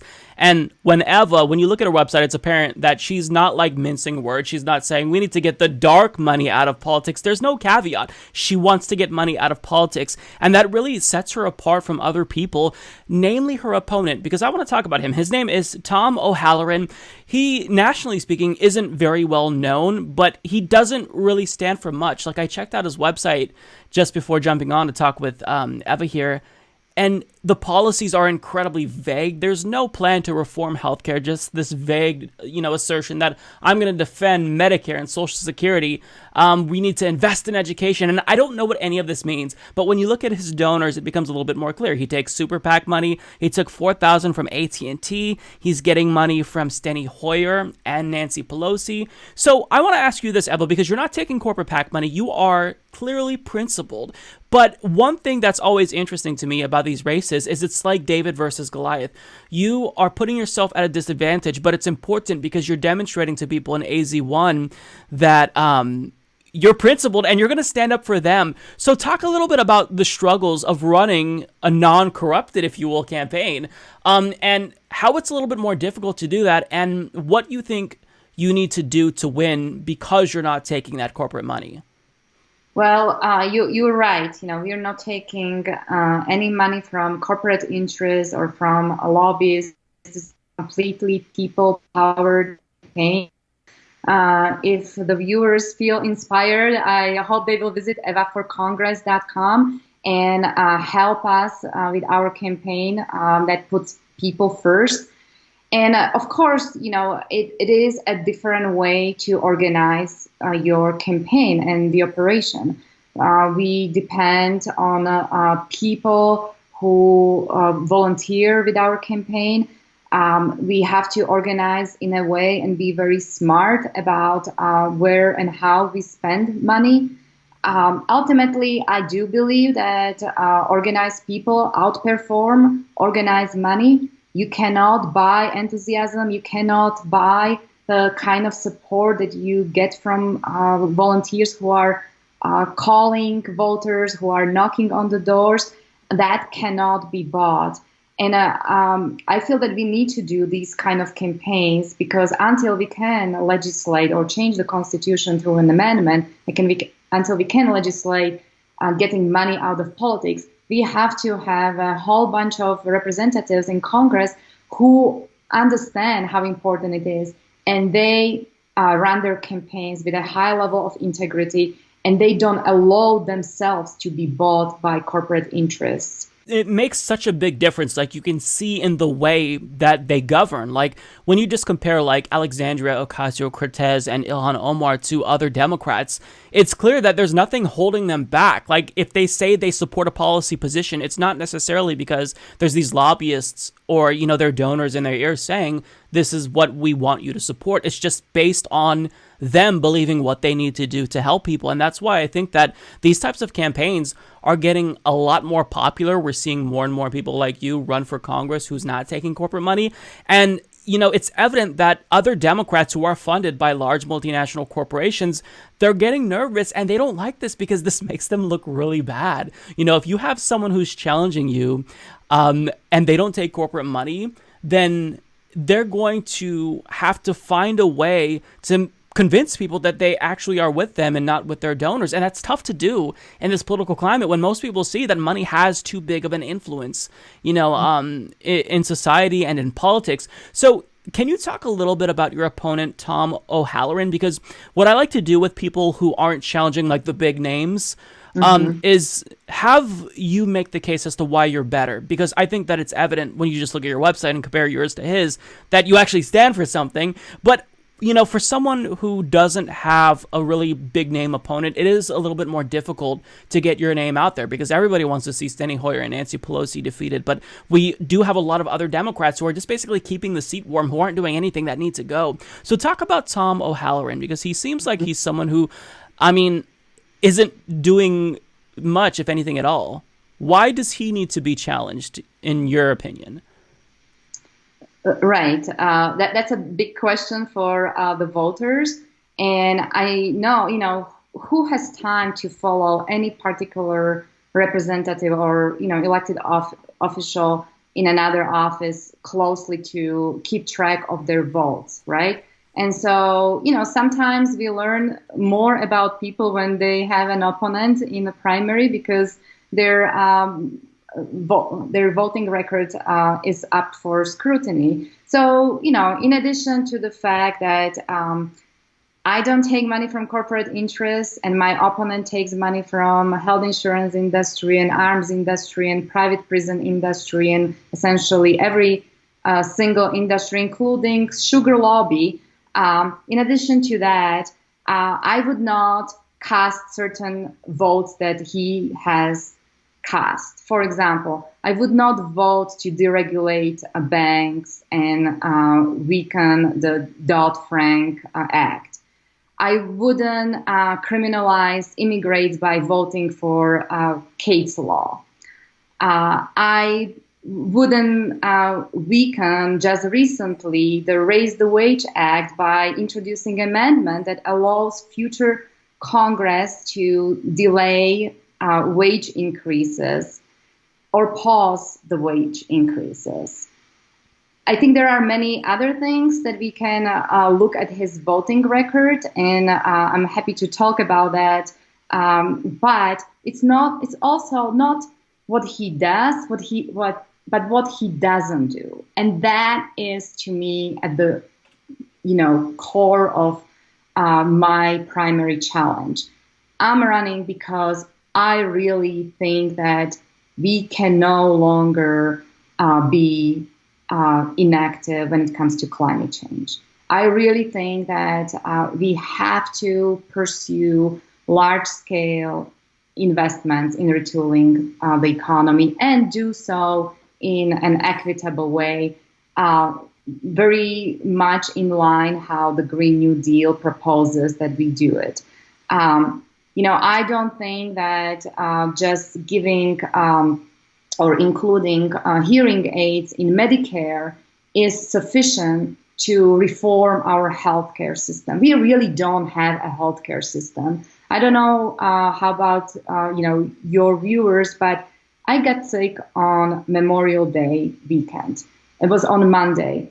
In a city of 72,000 people, there was not a single facility where you can go and get care for your health issue.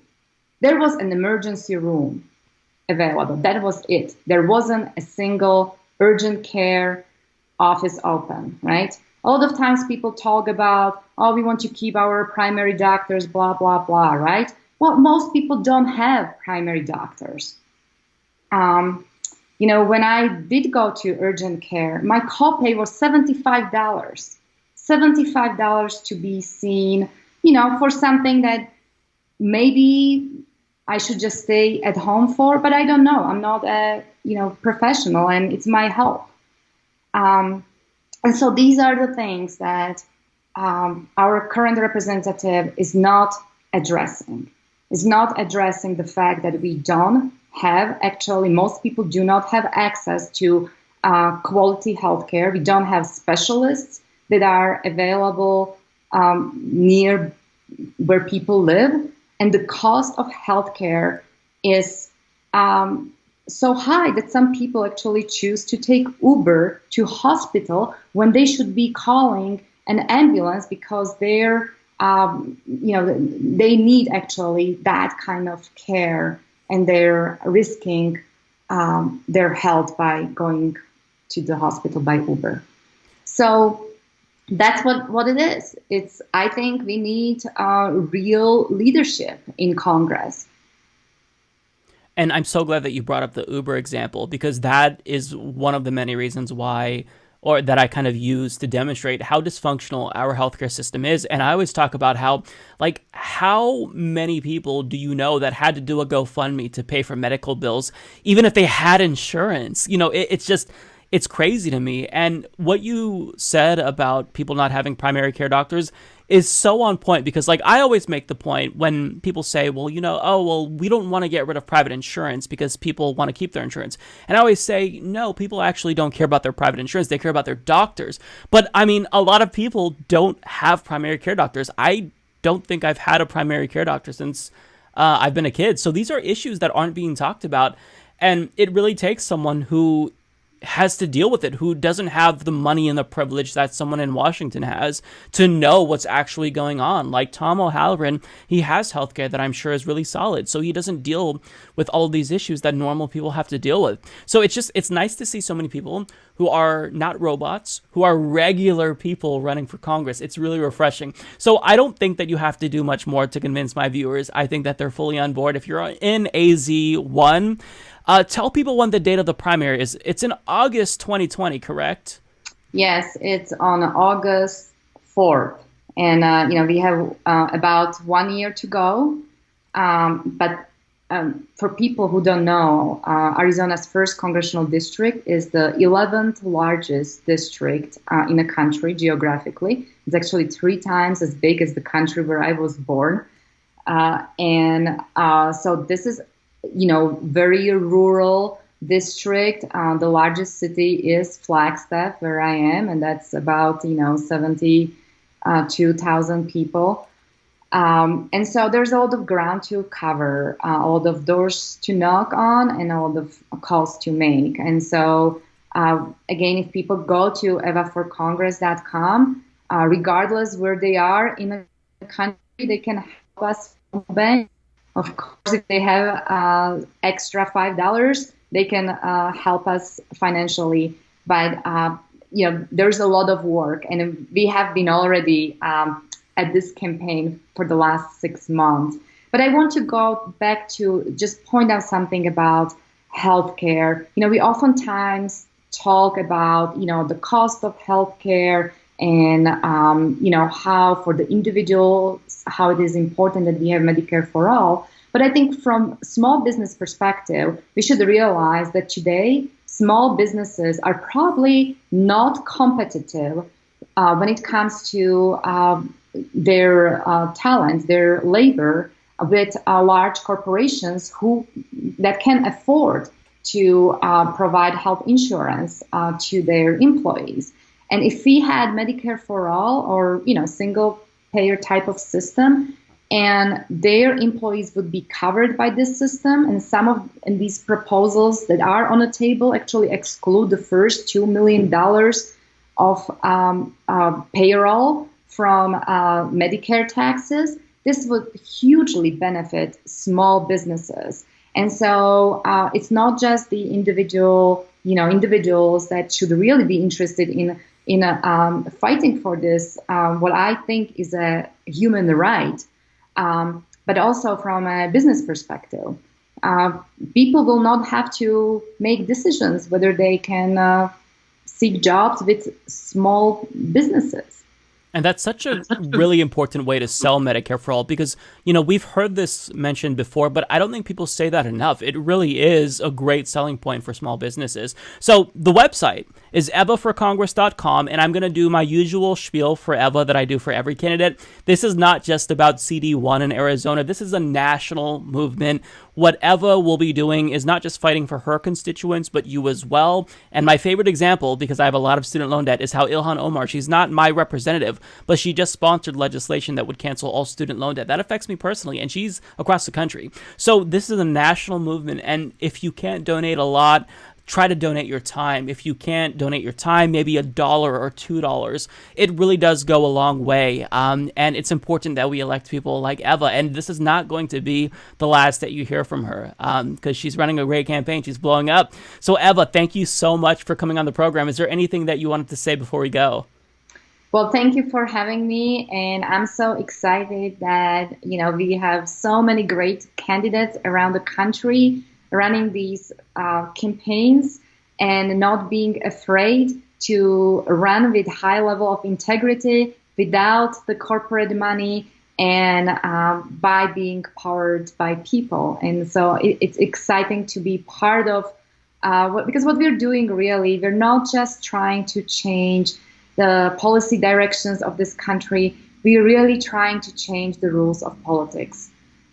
That's such an important point to make, and I'm glad that you brought up all the people running, because I said this last year or the year before. In 2016, there was like a number of progressives running that maybe I could count on one hand, two hands. In 2018, it got a lot more difficult to keep track of everyone that was running who is progressive, grassroots. And now, for the 2020 cycle, there are so many candidates that I don't even know half of them. So it's so exciting. We really see this movement materializing. And even if it's easy to be cynical, when you look at the bigger picture and see what's happening and all the people like you who are running and rising up, it gives me hope. So thank you for running and giving me hope and other people hope. And we will be watching closely because I'm looking forward to your election. I think you can beat Tom because I don't know what there is to like there. I know we will. Awesome. Well, take care. Again, it's evaforcongress.com. Please pitch in and help her get elected. Well, that's all that I've got for you guys today. Thank you so much for tuning in. If you've made it this far in the show, as usual, we're not going to leave without thanking all of our Patreon, PayPal, and YouTube members. And I also want to send a special shout out to all of our SoundCloud and iTunes listeners. You guys are all absolutely fantastic. Thank you for your ongoing support. I really appreciate it. Anyways, that's all I've got for you. So I will see you next week. This has been the Humanist Report. My name is Mike Figueredo. I will talk to you all later. Peace.